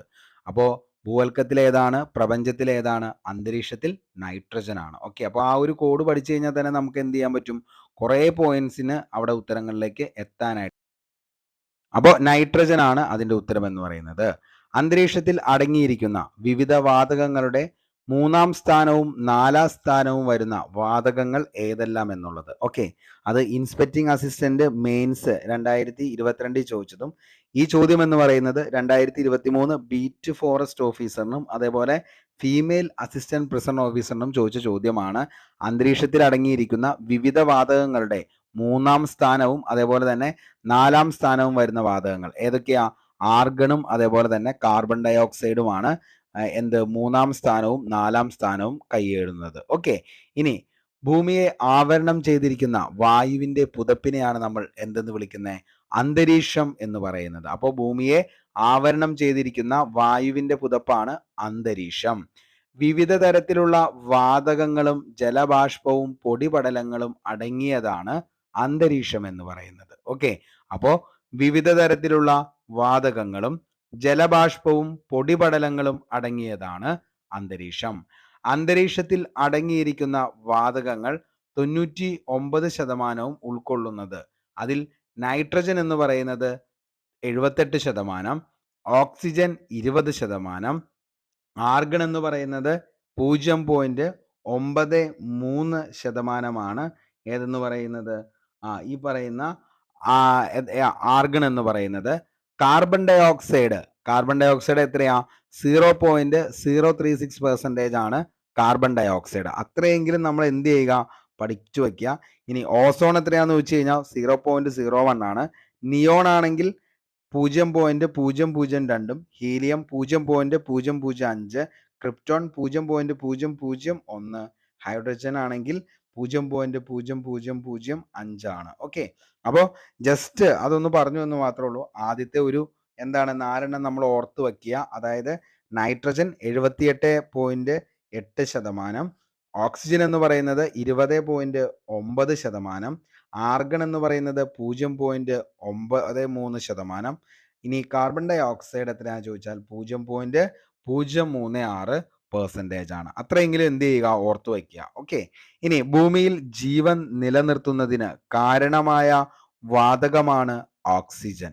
അലസവാതകങ്ങളിൽ ഏറ്റവും പ്രധാനപ്പെട്ടത് ആർഗൺ ആണ്. കാലാവസ്ഥയെ സ്വാധീനിക്കുന്ന പ്രധാന വാതകമാണ് കാർബൺ ഡൈ ഓക്സൈഡ്. സൗരവികിരണത്തിന് സുതാര്യവും ഭൗമവികിരണത്തിന് അതാര്യവുമായ വാതകം ഏതാന്ന് ചോദിച്ചാൽ അതിൻ്റെ ഉത്തരം കാർബൺ ഡൈ ഓക്സൈഡ് ആണ്. ഓക്കെ. അപ്പോൾ സൗരവികിരണത്തിന് സുതാര്യവും ഭൗമവികിരണത്തിന് അതാര്യവുമായ വാതകമാണ് കാർബൺ ഡൈ ഓക്സൈഡ്.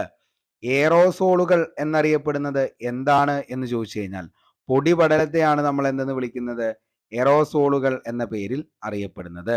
ഘനീകരണമർമ്മം എന്ന വിശേഷിപ്പിക്കുന്ന അന്തരീക്ഷ ഘടകമാണ് പൊടിപടലം.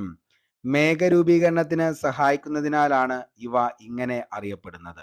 ഭൂമിയോട് ചേർന്ന് അന്തരീക്ഷ ഭാഗങ്ങളിൽ വളരെ ഉയർന്ന അളവിൽ അടങ്ങിയിരിക്കുന്ന ഒരു ഘടകമാണ് എന്തെന്ന് പറയുന്നത്, ജല തന്മാത്രകൾ എന്ന് പറയുന്നത്. അപ്പോൾ ഭൂമിയോട് ചേർന്ന് അന്തരീക്ഷ ഭാഗങ്ങളിൽ വളരെ ഉയർന്ന അളവിൽ അടങ്ങിയിരിക്കുന്ന ഒരു ഘടകമാണ് ജല തന്മാത്രകൾ.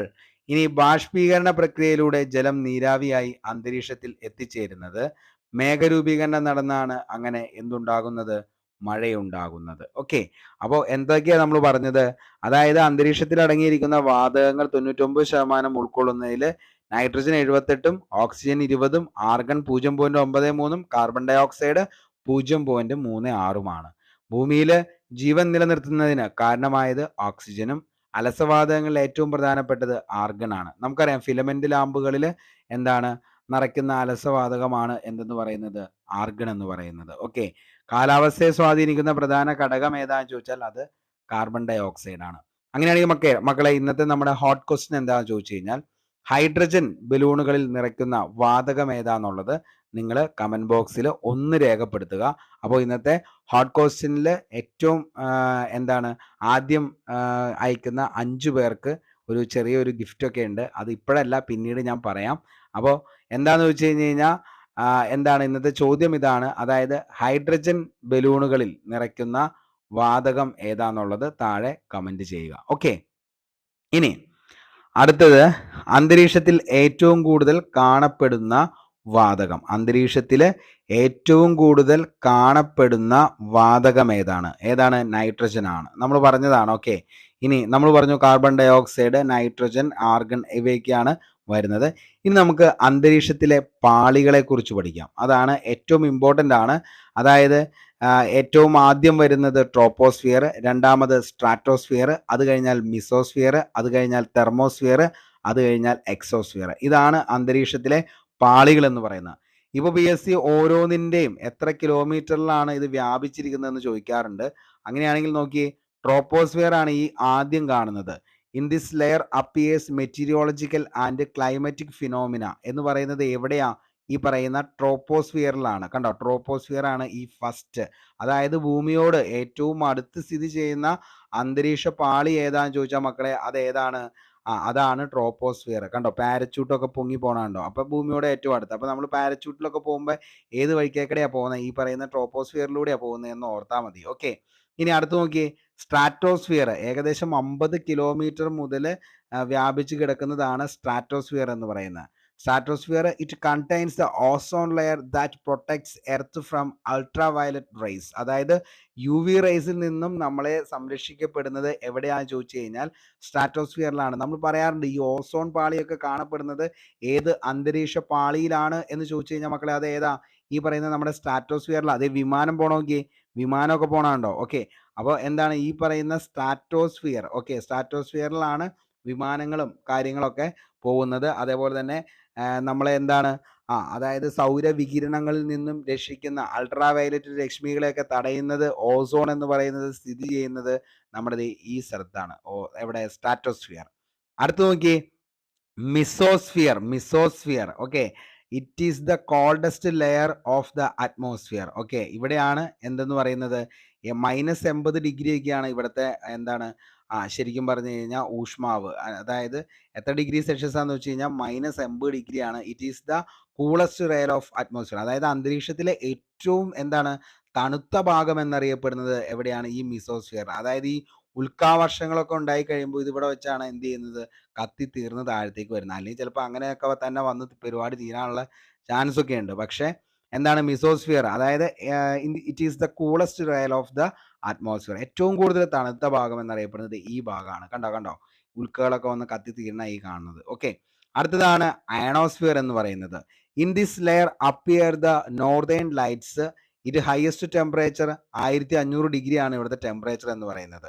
Destroy the മെറ്റീരിയോറിറ്റീസ്. ഓക്കെ, അപ്പോൾ അതായത് ഈ പറയുന്ന ഉൽക്കകൾ എന്നൊക്കെ പറയുന്നത് ഈ പറയുന്ന അയണോസ്ഫിയർ. ഓക്കെ, അപ്പോൾ എന്താണ് ഇവിടെയാണ് കാണപ്പെടുന്നത്. ഓക്കെ, അപ്പോൾ അത് ഏതാണ്, അത് അയണോസ്ഫിയർ ആണ്. ഓക്കെ, ഇനി അടുത്തതാണ് ഏറ്റവും മുകളിലായിട്ടുള്ള outermost layer has a very low density. അതായത് ഇവിടെയാണ് എന്തെന്ന് പറയുന്നത്, ഈ പറയുന്ന നമ്മുടെ ശൂന്യാകാശം എന്നൊക്കെ പറയുന്ന ആ ഒരു ഭാഗമില്ല, അതായത് 10,000 കിലോമീറ്ററിന് മുകളിലേക്ക് കാണപ്പെടുന്ന ഇവിടെയാണ് നമ്മുടെ എന്തെന്ന് പറയുന്ന ഏറ്റവും outermost layer has very low density കാണപ്പെടുന്നത് എവിടെയാ, ഈ പറയുന്ന ആ ഒരു ഭാഗത്താണ്. ഓക്കെ, അതായത് ഏറ്റവും മുകളിലത്തെ ഭാഗമാണ്. ശരിക്കും ഈ രണ്ട് പിക്ചർ നമ്മൾ പഠിച്ചു കഴിഞ്ഞാൽ തന്നെ നമുക്ക് എന്ത് ചെയ്യാനായിട്ട് പറ്റും, ഈ പറയുന്ന എല്ലാ കാര്യങ്ങളും, അതായത് ഇതിൽ നടക്കുന്ന എല്ലാ പ്രതിഭാസങ്ങളും നമുക്ക് മനസ്സിലാക്കാനായിട്ട് പറ്റുന്നത് ഈ ഒരു രണ്ട് പിക്ചർ മാത്രം മക്കളെ നിങ്ങൾ ഓർത്തു വെച്ചാൽ മതി.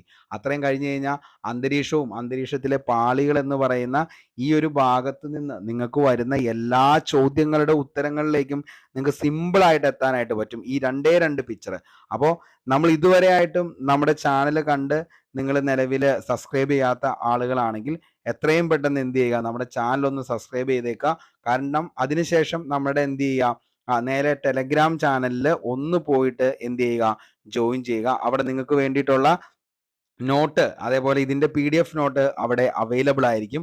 അതിനുശേഷം എന്ത് ചെയ്യുക, വൈകുന്നേരത്തെ 9 മണിയുടെ ക്വിസ് കൂടി, അതായത് നമ്മുടെ എന്താണ് ഈ പറയുന്ന നമ്മുടെ ക്വസ്റ്റ്യൻ പോൾ അതുകൂടി ഒന്ന് അറ്റൻഡ് ചെയ്യുക. ഉറപ്പായിട്ടും നല്ല റാങ്കിലേക്ക് നിങ്ങൾക്ക് വരാനായിട്ട് പറ്റും. ഓക്കെ, അപ്പോൾ അത്രയും കാര്യങ്ങൾ എന്ത് ചെയ്യുക, ഉറപ്പായിട്ടും എന്താണ് നിങ്ങൾ ചെയ്യാനായിട്ട് ശ്രമിക്കുക. കാരണം നിങ്ങളുടെ നന്മയ്ക്ക് വേണ്ടിയിട്ടാണ് ഈ പറയുന്നത് എന്നുള്ള ആ ഒരു എന്താ പറയുക ഉദ്ദേശത്തോടു കൂടി തന്നെ നിങ്ങളത് പരിഗണിച്ച് നിങ്ങൾ ഇതേപോലെ തന്നെ ഒന്ന് ചെയ്തു പോകാനായിട്ട് ശ്രമിക്കുക. ഓക്കെ, അപ്പോൾ ഇത്രയും കാര്യങ്ങളാണ്. ഇനി നമുക്ക് ഇതിന്റെ ഡീറ്റെയിൽ ആയിട്ടുള്ള ബാക്കി കാര്യങ്ങളിലേക്ക് പോകാം. ഓക്കെ, അപ്പോൾ ഇത്ര ഒന്ന് ഓർത്തു വെക്കുക. അതായത് troposphere, stratosphere, mesosphere, ionosphere, exosphere. Okay, അപ്പോൾ എന്താണ് ഈ പറയുന്ന അന്തരീക്ഷ പാളികൾ ഏതൊക്കെയാണെന്നുള്ളത് ഓർത്തു വെക്കണം.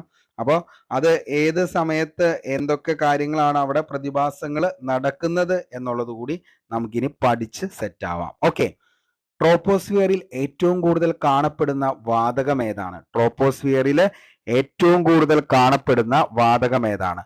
വുമൺ പോലീസ് കോൺസ്റ്റബിൾ 2023 ചോദിച്ച ചോദ്യമാണ്. ട്രോപ്പോസ്ഫിയറിലെ ഏറ്റവും കൂടുതൽ കാണപ്പെടുന്ന വാതകം ഏതാണെന്ന് ചോദിച്ചാൽ അത് ഏതാണ്? നൈട്രജൻ ആണ് ട്രോപ്പോസ്ഫിയറിൽ ഏറ്റവും കൂടുതൽ കാണപ്പെടുന്നത്. അന്തരീക്ഷത്തിന്റെ ഉയർന്ന തലങ്ങളിലേക്ക് പോകും തോറും വാതകങ്ങളുടെ അനുപാതം വ്യത്യാസം കണ്ടുവരുന്നു. അന്തരീക്ഷത്തിലെ ഏറ്റവും താഴത്തെ പാളിയാണ് ഏതെന്ന് പറയുന്നത്? ട്രോപ്പോസ്ഫിയർ എന്ന് പറയുന്നത്. നമ്മൾ കുറച്ചു മുമ്പ് കണ്ടു. ഭൗമോപരിതലത്തിൽ നിന്നും ശരാശരി 13 കിലോമീറ്റർ ആണ് ഇതിന്റെ ഉയരം എന്ന് പറയുന്നത്. അന്തരീക്ഷത്തിലെ പ്രധാന വാതകങ്ങളാണ് nitrogen, oxygen, argon, carbon dioxide. Okay, അപ്പോൾ എന്താണ് ഈ പറയുന്ന ട്രോപ്പോസ്ഫിയറിലെ പ്രധാനപ്പെട്ട വാതകങ്ങളാണ് nitrogen, oxygen, argon, carbon dioxide. ഇനി ട്രോപ്പോസ്ഫിയറിനെയും സ്ട്രാറ്റോസ്ഫിയറിനെയും വേർതിരിക്കുന്ന അന്തരീക്ഷ പാളി ഏതാണ് എന്ന് ചോദിച്ചു കഴിഞ്ഞാൽ ഇമ്പോർട്ടൻ്റ് ആണ്. ട്രോപ്പോസ്ഫിയറിനെയും അതേപോലെ തന്നെ സ്ട്രാറ്റോസ്ഫിയറിനെയും വേർതിരിക്കുന്ന അന്തരീക്ഷ പാളിയാണ് ട്രോപ്പോ പാസ് എന്ന് പറയുന്നത്. ട്രോപ്പോ പാസ്. ട്രോപ്പോസ്ഫിയറിനെയും സ്ട്രാറ്റോസ്ഫിയറിനെയും ആണ് ട്രോപ്പോ പാസ്. ട്രോപ്പോസ്ഫിയർ എന്ന വാക്കിന്റെ അർത്ഥം എന്താണെന്ന് ചോദിച്ചു കഴിഞ്ഞാൽ സംയോജന മേഖല എന്നതാണ് ട്രോപ്പോസ്ഫിയർ എന്ന വാക്കിന്റെ അർത്ഥം. ഭൂമിയുടെ പ്രതലത്തോടെ ഏറ്റവും ചേർന്നുള്ള അന്തരീക്ഷ പാളി. ധ്രുവപ്രദേശത്തെ 8 കിലോമീറ്റർ വരെയും ഭൂമധ്യരേഖാ പ്രദേശത്ത് 18 കിലോമീറ്റർ വരെയും വ്യാപിച്ചു കിടക്കുന്ന അന്തരീക്ഷ പാളി. ദൈനംദിന കാലാവസ്ഥാ വ്യതിയാനത്തിന് കാരണമാകുന്ന മണ്ഡലം. ഭൗമാന്തരീക്ഷത്തിന്റെ പിണ്ഡത്തിന്റെ 80% കാണപ്പെടുന്ന അന്തരീക്ഷ മണ്ഡലം. ഭൗമാന്തരീക്ഷത്തിന്റെ പിണ്ഡത്തിന്റെ 80% കാണപ്പെടുന്ന അന്തരീക്ഷ മണ്ഡലം.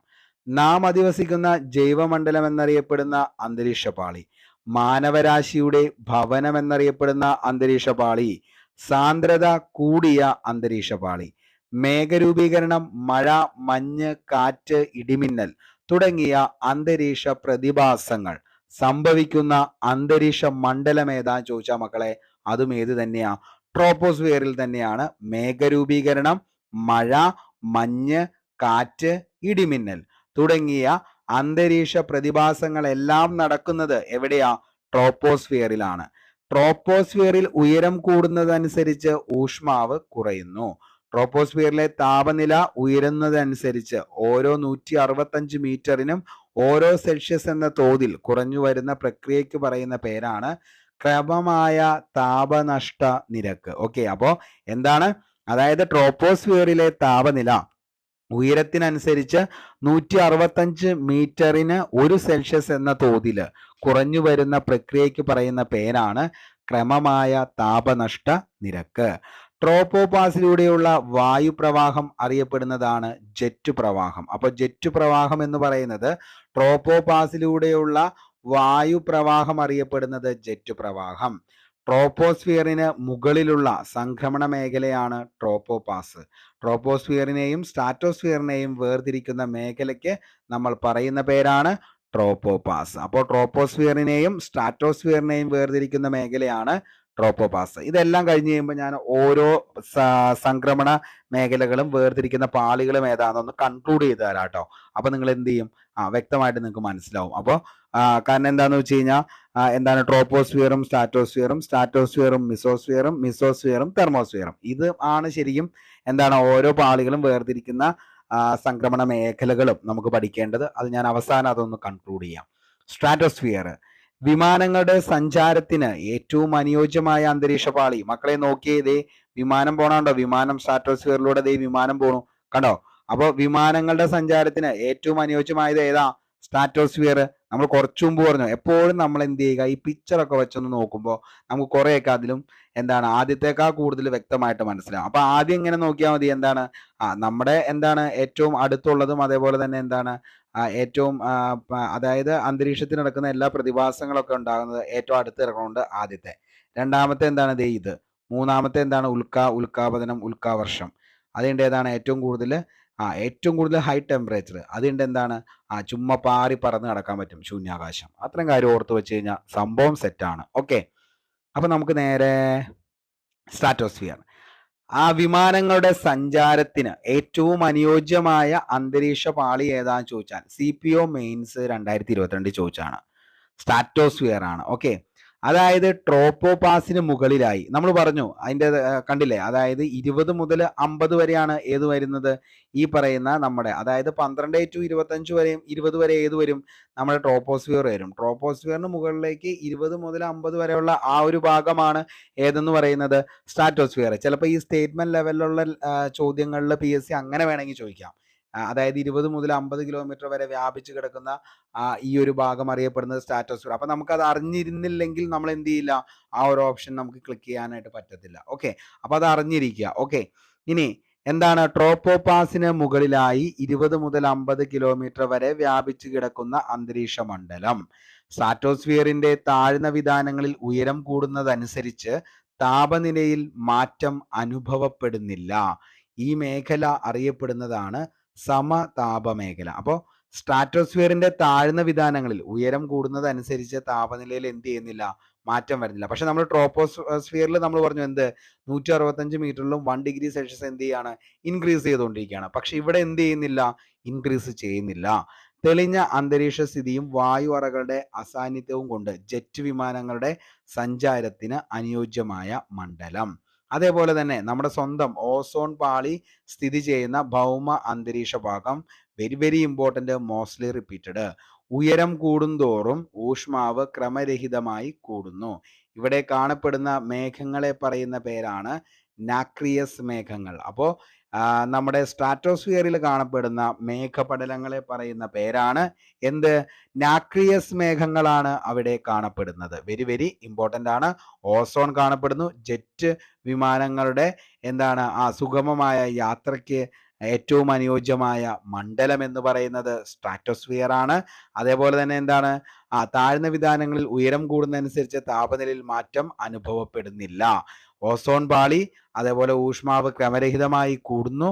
ഇവിടെ എന്താണ് കാണപ്പെടുന്ന മേഘങ്ങളാണ് നാക്രിയസ് മേഘങ്ങൾ. അടുത്ത ചോദ്യത്തിലേക്ക് പോവാം. ഓസോൺ പാളി സ്ഥിതി ചെയ്യുന്ന അന്തരീക്ഷ പാളി ഏതാണ്? ഇൻസ്പെക്ടിംഗ് അസിസ്റ്റന്റ് 2022 ചോദിച്ചാണ് സ്ട്രാറ്റോസ്ഫിയർ. അത്രയ്ക്ക് ഇമ്പോർട്ടൻ്റ് ആണോ സ്ട്രാറ്റോസ്ഫിയറും ഓസോണും അതേപോലെ ജെറ്റ് പ്രവാഹങ്ങളും കാര്യങ്ങളൊക്കെ. ഓക്കെ, സൂര്യനിൽ നിന്നുള്ള ഹാനികരങ്ങളായ അൾട്രാ വയലറ്റ് കിരണങ്ങളെ ആഗീകരണം ചെയ്ത് ഭൂമിയിലെത്താതെ നിയന്ത്രിക്കുന്ന അന്തരീക്ഷ പാളിയാണ് ഓസോൺ എന്ന് പറയുന്നത്. അന്തരീക്ഷത്തിന്റെ ഉയർന്ന ഭാഗങ്ങളിൽ പാളികളായി ഓസോൺ വാതകം കേന്ദ്രീകരിച്ചിരിക്കുന്നതിന് അറിയപ്പെടുന്നതാണ് ഓസോൺ രൂപീകരണമെന്ന്. ഓസോൺ കണ്ടുപിടിച്ചത് വെരി വെരി ഇമ്പോർട്ടൻ്റ് ആണ്. ആരാണ്? CF ഷോൺബൈൻ ആണ് ഓസോൺ കണ്ടുപിടിച്ചത്. അപ്പോൾ ഓസോൺ കണ്ടുപിടിച്ചത് ആരാണ് എന്ന് ചോദിച്ചു കഴിഞ്ഞാൽ CF ഷോൺബൈൻ ആണ് മക്കളെ. ആര്? ഓസോൺ കണ്ടുപിടിച്ചത്. ഓസോൺ പാളി കണ്ടെത്തിയത് ചാൾസ് ഫാബ്രിയും ഹെൻറി ബ്യൂയിസണുമാണ്. ഓസോൺ പാളി കണ്ടെത്തിയത് ചാൾസ് ഫാബ്രി, ഹെൻറി ബ്യൂയിസൺ. അന്തരീക്ഷത്തിലെ ഓസോൺ പാളിയെക്കുറിച്ച് വ്യക്തമായ വിശദീകരണം നൽകിയത് ട്രോബ്സൺ ആണ്. ഓക്കെ, അപ്പൊ ട്രോബ്സൺ ആണ് അന്തരീക്ഷത്തിലെ ഓസോൺ പാളിയെക്കുറിച്ച് വ്യക്തമായിട്ടുള്ള ഒരു വിശദീകരണം നൽകിയത്. അന്തരീക്ഷത്തിൽ ഓസോൺ പാളി കാണപ്പെടുന്നത് 20 മുതൽ 35 കിലോമീറ്റർ വരെയാണ് അന്തരീക്ഷത്തിൽ ഓസോൺ പാളി കാണപ്പെടുന്നത്. ഓസോണിന്റെ തന്മാത്ര വാക്യം ഏതാന്ന് ചോദിച്ചാൽ അത് O3 ആണ്. ഓസോണിന്റെ തന്മാത്രാ വാക്യം O3 ആണ്. O3 ആണ് ഓസോണിന്റെ തന്മാത്രാ വാക്യം. ഓസോൺ കാണപ്പെടുന്ന ഓസോൺ ലെയർ കാണപ്പെടുന്ന ഓസോണിന്റെ നിറം എന്താണെന്ന് ചോദിച്ചു കഴിഞ്ഞാൽ ഇളം നീല നിറത്തിലാണ് ഓസോൺ കാണപ്പെടുന്നത്. അങ്ങനെയാണെങ്കിൽ ഓസോൺ പുറത്തുവിടുന്ന സസ്യം ഏതാന്നുള്ളത് താഴെ കമന്റ് ബോക്സിൽ ഒന്ന് രേഖപ്പെടുത്തിക്കോ. LGS ലെവലിലുള്ള ഒരു ചോദ്യമാണ്. LGSനൊക്കെ ഒത്തിരി തവണ ഈ ഒരു ചോദ്യം ചോദിച്ചിട്ടുണ്ട്, ഓസോൺ വാതകം പുറത്തുവിടുന്ന സസ്യം ഏതാന്നുള്ളത്. അപ്പോൾ അത് ഏതാന്നുള്ളത് താഴെ ഒന്ന് കമന്റ് ചെയ്തോ. ഇതിൻ്റെ അകത്ത് LGS പഠിക്കുന്നവരുണ്ടെങ്കിൽ അവരൊന്ന് കമന്റ് ചെയ്തോ. അതേപോലെ തന്നെ എന്താണ് LDC പഠിക്കുന്നവർക്ക് എന്ത് ചെയ്യാം, കമന്റ് ചെയ്യണതിന് കുഴപ്പമൊന്നുമില്ല. ആര് കമന്റ് ചെയ്താലും നമ്മൾ എന്ത് ചെയ്യും, അത് ഉത്തരം റൈറ്റ് ആയിരിക്കും. ഓക്കെ, ഓസോൺ പാളിയുടെ നാശത്തിന് കാരണമാകുന്ന മേഘങ്ങളാണ് നാക്രിയസ് മേഘങ്ങൾ. ഓസോണിന്റെ അളവ് രേഖപ്പെടുത്തുന്ന യൂണിറ്റ് ഏതാണെന്ന് ചോദിച്ചാൽ അത് ഡോപ്സൺ യൂണിറ്റ് ആണ്. അപ്പോൾ ഓസോണിന്റെ അളവ് രേഖപ്പെടുത്തുന്ന യൂണിറ്റ് ഏതാണെന്ന് ചോദിച്ചാൽ ഏതാണ് മക്കളെ? ഡോപ്സൺ യൂണിറ്റ് ആണ്. ഓസോണിന്റെ തന്മാത്രാവാക്യം O3 ആണ്. അന്തരീക്ഷത്തിൽ ഏത് പാളിയിലാ? സ്ട്രാറ്റോസ്ഫിയറിലാണ് കാണപ്പെടുന്നത്. അതിന്റെ എത്ര ഡ്യൂറക്ഷൻ, അതായത് എത്ര കിലോമീറ്ററിലാണ് ഇത് കാണപ്പെടുന്നത് ചോദിച്ചാൽ 20 to 35 കിലോമീറ്റർ ആണ്. ആരാണ് ഓസോൺ കണ്ടുപിടിച്ചതെന്ന് ചോദിച്ചു കഴിഞ്ഞാൽ ആരാണ്? അത് CF ഷോൺബെയിൻ ആണ് ഓസോൺ കണ്ടുപിടിച്ചത്. ഓസോൺ പാളിയാണെങ്കിൽ ചാൾസ് ഫാബ്രിയും ഹെൻറി ബ്യൂയിസണുമാണ്. ഓക്കെ, ഇനി അന്തരീക്ഷത്തിലെ ഓസോൺ പാളിയെക്കുറിച്ച് വ്യക്തമായ വിശദീകരണം നൽകിയത് ആരാന്ന് ചോദിച്ചാൽ അത് ട്രോബ്സണുമാണ്. ട്രോബ്സൺ. അപ്പൊ ഇത്രയും കാര്യങ്ങൾ ഓസോണുമായി ബന്ധപ്പെട്ടെന്ന് ഓർത്തു വെച്ചോ. നമുക്ക് അടുത്ത ചോദ്യത്തിലേക്ക് പോകാം. ഉൽക്കാവർഷ പ്രദേശം എന്നറിയപ്പെടുന്ന അന്തരീക്ഷ പാളി. ഖാദി ബോർഡ് LDC 2023 ചോദിച്ചാണ് ഉൽക്കാവർഷം. ഓക്കെ, അപ്പോൾ ഉൽക്കാവർഷ പ്രദേശം എന്നറിയപ്പെടുന്ന അന്തരീക്ഷ പാളി. മകളെ ഇതേ നോക്കിയേ, ഉൽക്കാവർഷ പ്രദേശം കണ്ടോ, ഉൽക്കകളാണ് ഈ കത്തി വരുന്നത്. ഓക്കെ, അപ്പോൾ ഉൽക്കാവർഷ പ്രദേശം എന്നറിയപ്പെടുന്നത് ഏതാന്ന് ചോദിച്ചാൽ മക്കളെ ഏതാണ്? മിസോസ്ഫിയർ ആണ്. ഇനി ആരും ഇത് തെറ്റിക്കരുട്ടോ, ഇത്രയും ക്രിസ്റ്റൽ ക്ലാരിറ്റിയിലാണ് പറയുന്നത്. ആദ്യത്തെയാണ് നമുക്ക് എന്ത് ട്രോപ്പോസ്ഫിയർ എന്ന് പറയുന്നത്. അതായത് എന്താണ്, അന്തരീക്ഷത്തിൽ നടക്കുന്ന എല്ലാ പ്രതിഭാസങ്ങൾ, എന്താണ് മഴ, മഞ്ഞ്, കാറ്റ് എന്നിവയൊക്കെ നടക്കുന്ന എവിടെയാ? അതെ, ആദ്യത്തെ പാളില്. രണ്ടാമത്തേലാണ് സ്ട്രാറ്റോസ്ഫിയർ. അതേ എന്താണ് ജെറ്റ് വിമാനങ്ങൾ, ഓസോൺ പാളി കാര്യങ്ങളൊക്കെ. മൂന്നാമത്തെയാണ് മിസോസ്ഫിയർ, അതായത് ഉൽക്കാവർഷ പ്രദേശം എന്ന് പറയുന്നത്. കത്തി ഇവിടുന്ന് കത്തി, അതായത് 1500 ഡിഗ്രി സെൽഷ്യസിൽ നിന്ന് തവിട് പൊടിയായിട്ടാണ് ഇങ്ങോട്ടേക്ക് വരുന്നത്. ഇവിടെ വരുമ്പോഴത്തേക്ക് എത്രയായി? -80 ഡിഗ്രിയാണ് ഇവിടുത്തെ ഊഷ്മാവ് എന്ന് പറയുന്നത്. അപ്പോഴത്തേക്കും അവിടെ നിന്ന് വരുന്ന സാധനമൊക്കെ എന്താവുകയാണ്? ഇവിടെ വരുമ്പോഴത്തേക്കും ആ കത്തലൊക്കെ നിന്ന് അവസാനം ഇവിടെ കത്തി തീരുന്ന ഒരു പ്രദേശമാണ് ഉൽക്കാവർഷ പ്രദേശം എന്നറിയപ്പെടുന്ന മിസോസ്ഫിയർ. വളരെ വ്യക്തമായെന്ന് കരുതുന്നു. കാരണം എന്തെങ്കിലും ഡൗട്ട് ഉണ്ടെങ്കിൽ മക്കളെ താഴെ കമന്റ് ബോക്സിൽ നിങ്ങൾക്ക് രേഖപ്പെടുത്താം. അതുമല്ലെങ്കിൽ നിങ്ങൾക്ക് എന്ത് ചെയ്യാം, നമ്മുടെ വാട്സപ്പ് നിലവിലുണ്ട്. ആ കമ്മ്യൂണിറ്റിയിൽ നിങ്ങൾക്ക് എന്ത് ചെയ്യാം, നിലവിൽ അതിൻ്റെ നിങ്ങൾക്ക് എന്ത് ഡൗട്ട്സ് ഉള്ള കാര്യങ്ങൾ വേണമെങ്കിലും ചോദിച്ചു കഴിഞ്ഞാൽ ഉറപ്പായിട്ടും ഞാൻ അതിന് റിപ്ലൈ തരാറുണ്ട്. അന്ന് തന്നെ അതിൻ്റെ റിപ്ലൈ നമ്മൾ തന്നിരിക്കും. ഓക്കെ, അപ്പൊ അങ്ങനെ നോക്കുക. ഓക്കെ, അപ്പൊ മിസോസ്ഫിയർ ആണ് ഇനി നമുക്ക് പഠിക്കാനുള്ളത്. അതായത് എന്താണ്, ഭൂമിയിൽ നിന്ന് 50 കിലോമീറ്റർ മുതൽ 80 കിലോമീറ്റർ വരെ ഉയരത്തിൽ വ്യാപിച്ചിരിക്കുന്ന മണ്ഡലം. അങ്ങനെ PSC ചോദിച്ചിട്ടുണ്ട്. ഓക്കെ, അപ്പോൾ ഭൂമിയിൽ നിന്ന് 50 കിലോമീറ്റർ മുതൽ 80 കിലോമീറ്റർ. കണ്ടോ? അപ്പൊ അങ്ങനെ ചോദിച്ചു കഴിഞ്ഞാൽ നമുക്കത് കിട്ടണം. അത് ഖാദി ബോർഡ് LDC സ്റ്റേജ് 4 ചോദിച്ച ചോദ്യമായി ഈ പറയുന്ന ഭൂമിയിൽ നിന്ന് 50 കിലോമീറ്റർ മുതൽ 80 കിലോമീറ്റർ വരെ വ്യാപിച്ചിരിക്കുന്ന അന്തരീക്ഷ മണ്ഡലം ഏതാണ്? Khadi board LDC prelims stage 4 എഴുതിയ ഉദ്യോഗാർത്ഥി ആരെങ്കിലും ഉണ്ടെങ്കിൽ എന്ത് ചെയ്യുക? നിങ്ങൾ നോക്കിക്കഴിഞ്ഞാൽ നിങ്ങൾക്ക് മനസ്സിലാവും. സ്റ്റേജ് 4 ചോദിച്ച ചോദ്യമായി പറയുന്നത് ഏതാണ്? മിസോസ്ഫിയർ ആണ്. Okay, 50 to 80 mesosphere. ഭൂമിയിൽ നിന്ന് 50 മുതൽ 80 കിലോമീറ്റർ വരെ വ്യാപിച്ചു കിടക്കുന്ന അന്തരീക്ഷ മണ്ഡലം. അന്തരീക്ഷത്തിലെ ഏറ്റവും താഴ്ന്ന ഊഷ്മാവ് അനുഭവപ്പെടുന്നു. നമ്മൾ പറഞ്ഞു -80°C ആണ് ഈ പറയുന്ന മിസോസ്ഫിയറിലെ ടെമ്പറേച്ചർ എന്ന് പറയുന്നത്. അതായത് അവിടെ നിന്ന് 1500°C നിന്ന് കത്തി വരുന്ന സാധനം ഇവിടെ വരുമ്പോഴത്തേക്ക് എന്ത് ചെയ്യാണ്? അത് എന്നേക്കുമായിട്ട് അതങ്ങ് തീർന്നു പോവുകയാണ്. അതായത് ആ ടെമ്പറേച്ചർ -80 വരുമ്പോഴത്തേക്കും പെട്ടെന്ന്, അതായത് അത്രയും ചെറിയ ഊഷ്മാവിലേക്ക് വരുമ്പോഴത്തേക്ക് എന്ത് ചെയ്യാണ്? അത് കത്തി തീരുകയാണ്. ഇനി അവിടെ വെച്ചത് എന്ത് ചെയ്യാണ്? തീർന്നു പോവുകയാണ്. ഓക്കെ, അപ്പോൾ അതുകൊണ്ടാണ് അന്തരീക്ഷത്തിലെ ഏറ്റവും താഴ്ന്ന ഊഷ്മാവ് അനുഭവപ്പെടുന്ന മണ്ഡലമായത്. താപനില 80°C മുതൽ 100°C വരെ വരാറുണ്ട്.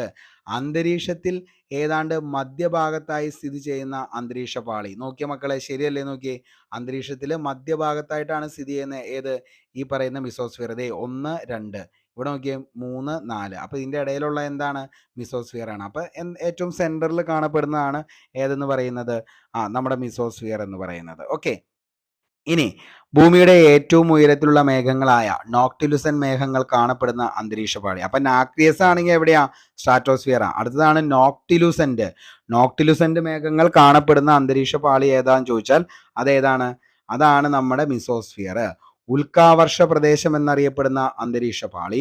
ഭൗമാന്തരീക്ഷത്തിൽ പ്രവേശിക്കുന്ന ഉൽക്കകൾ കർഷണത്താൽ കത്തിയെരിയുന്ന പാളിയാണ് ഏതെന്ന് പറയുന്നത്? ഈ പറയുന്ന മിസോസ്ഫിയർ എന്ന് പറയുന്നത്. മിസോസ്ഫിയറിൽ ഉയരം കൂടുന്തോറും താപം കുറയുന്നു. മിസോസ്ഫിയറിന് മുകളിലുള്ള സംക്രമണ മേഖല അറിയപ്പെടുന്നതാണ് മിസോപാസ്. മിസോസ്ഫിയറിന് തൊട്ടു താഴെയുള്ള പാളിയായ തെർമോസ്ഫിയറിനെയും വേർതിരിക്കുന്നത് ഏതാന്ന് ചോദിച്ചാൽ മിസോപാസ് ആണ്. ഓക്കെ, അപ്പോൾ മിസോപാസ് എന്ന് പറയുന്നത് മിസോസ്ഫിയറിനെയും അതേപോലെ തന്നെ തെർമോസ്ഫിയറിനെയും, അതാണ് മിസോപാസ്. അപ്പൊ ഒരു 3 സംക്രമണ മേഖലകൾ നമുക്ക് പഠിക്കാനുണ്ട്.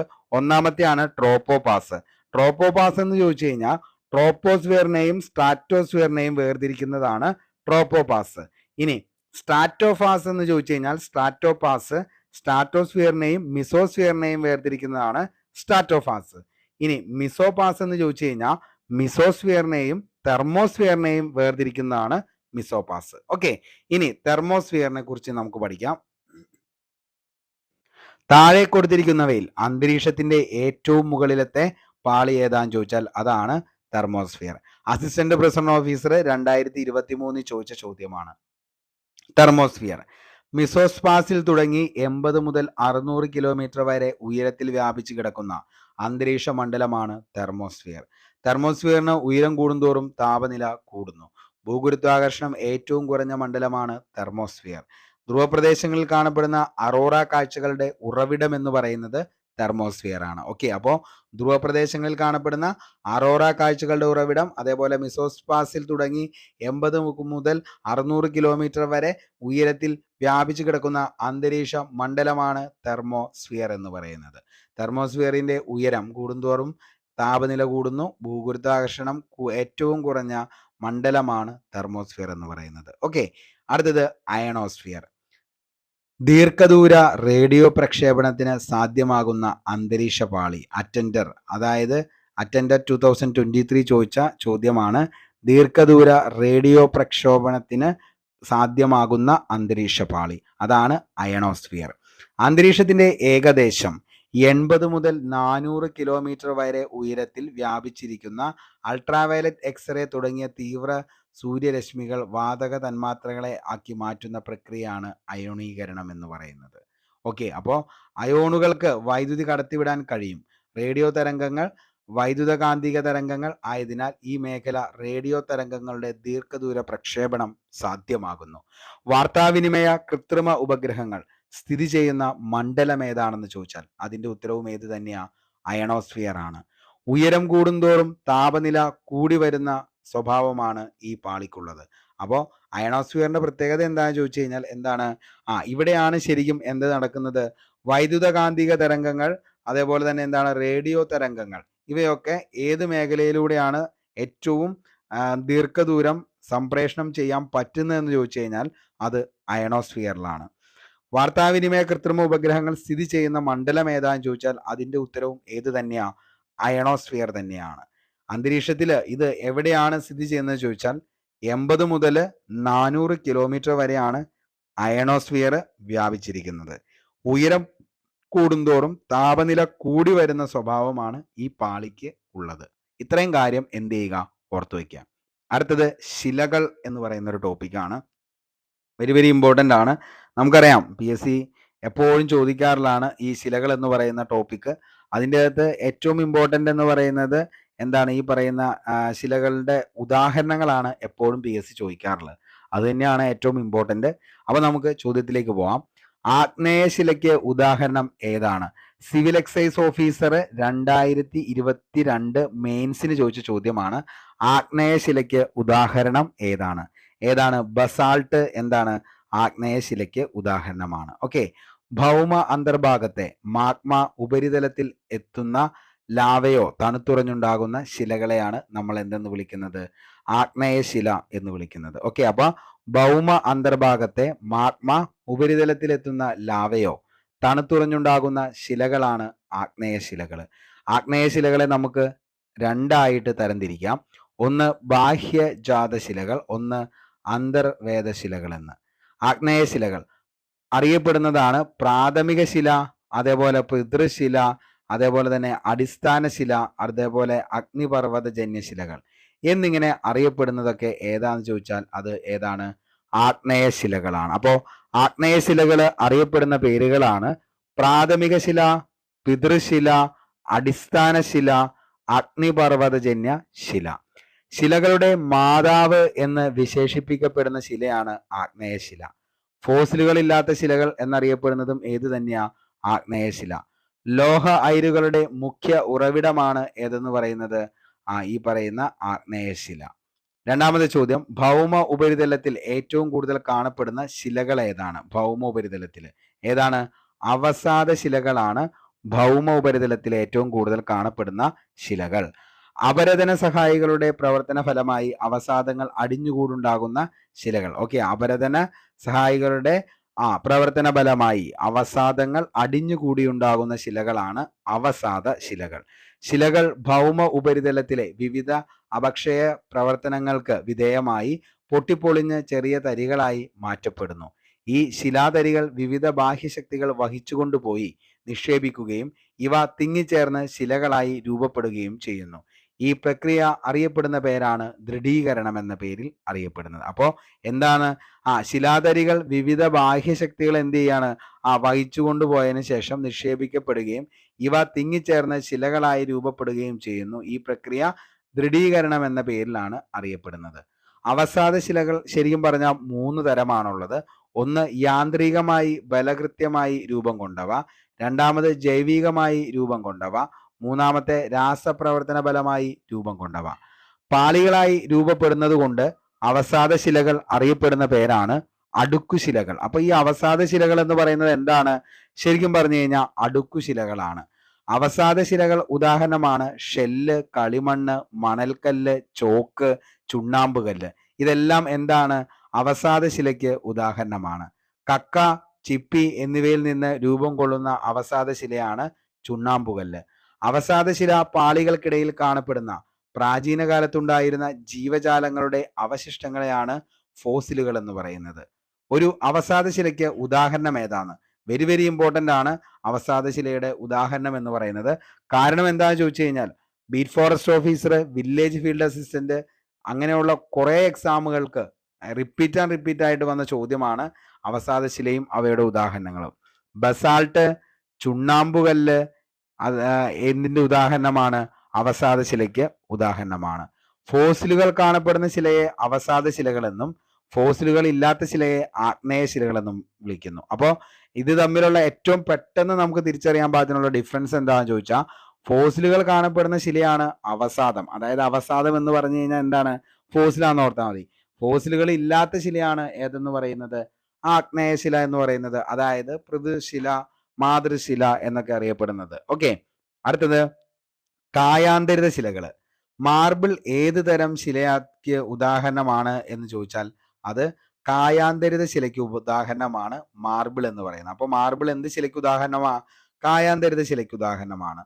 ഉയർന്ന മർദ്ദത്തിലും ഊഷ്മാവിലും അതായത് ഉയർന്ന മർദ്ദത്തിലും അതേപോലെ തന്നെ ഊഷ്മാവിലും ആഗ്നേയ ശിലകളുടെയോ അവസാദ ശിലകളുടെയോ അടിസ്ഥാന രൂപത്തിലും സ്വഭാവത്തിലും രാസപരമായി മാറ്റമുണ്ടായി രൂപം കൊള്ളുന്ന ശിലകളാണ് കായാന്തരിത ശിലകൾ എന്ന് പറയുന്നത്. അപ്പോൾ ഉയർന്ന മർദ്ദവും അതേപോലെ തന്നെ ഊഷ്മാവും വരുന്ന സമയത്ത് എന്താണ് ഈ പറയുന്ന ആഗ്നേയ ശിലയോ അല്ലെങ്കിൽ അവസാദ ശിലയുടെയോ അടിസ്ഥാന രൂപത്തിലും സ്വഭാവത്തിലും എന്ത് ചെയ്യുന്നു? രാസപരമായി മാറ്റമുണ്ടായി രൂപം കൊള്ളുന്ന ശിലകളാണ് കായാന്തരിത ശിലകൾ. ടെക്ടോണിക് പ്രക്രിയ, മാഗ്മയുമായുള്ള സമ്പർക്കം, അടിത്തട്ടിലെ ശിലകൾക്ക് മുകളിൽ നിന്നുള്ള ശക്തമായ സമ്പർക്കം എന്നിവ മൂലവും കായാന്തരീകരണം സംഭവിക്കാം. കായാന്തരീകരണം നമുക്ക് രണ്ടായിട്ട് തരംതിരിക്കാം. ഒന്ന് ബലതന്ത്ര കായാന്തരീകരണം, അതായത് ഇപ്പൊ നമ്മൾ പറഞ്ഞു എന്താണ് ശക്തമായ സമ്പർക്കം.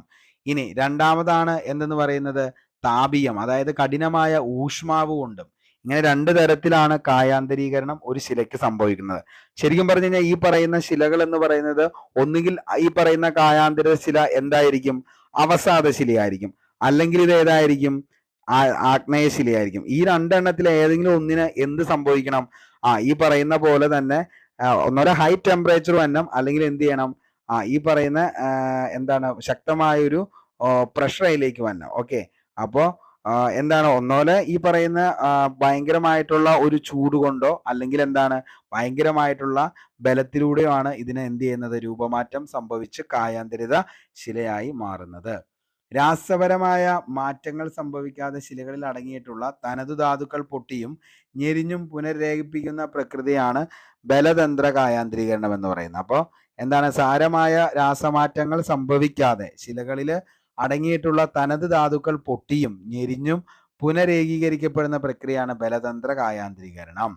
പദാർത്ഥങ്ങൾ രാസപരമായി രൂപമാറ്റം സംഭവിക്കുകയും ശിലകളിലെ പരലുകൾ പുനഃക്രമീകരിക്കുകയും ചെയ്യുന്ന പ്രക്രിയയാണ് താപീയ കായാന്തരീകരണം എന്ന് പറയുന്നത്. ഓക്കെ, അപ്പൊ അതാണ് എന്തെന്ന് പറയുന്നത് പദാർത്ഥങ്ങൾ രാസപരമായി രൂപമാറ്റം സംഭവിക്കുകയും ശിലകളിലെ പരലുകൾ പുനഃക്രമീകരിക്കപ്പെടുകയും ചെയ്യുന്ന പ്രക്രിയയാണ് താപീയ കായാന്തരീകരണം. ഓക്കെ, ഇനി കായാന്തരീകരണ പ്രക്രിയയിൽ ശിലകളാൽ അടങ്ങിയിരിക്കുന്ന ധാതുക്കൾ പാളികളായി ക്രമീകരിക്കപ്പെടുന്നതാണ് എന്തെന്ന് പറയുന്നത് അടരുകള്, രേഖീകരണം, അതേപോലെ തന്നെ ഭൗമോപരിതലം എന്ന് അറിയപ്പെടുന്നത്. ഓക്കെ, അപ്പൊ അത്രയും കാര്യങ്ങൾ ഒന്ന് ഓർത്തു വെച്ചോ, ഇമ്പോർട്ടൻ്റ് ആണ്.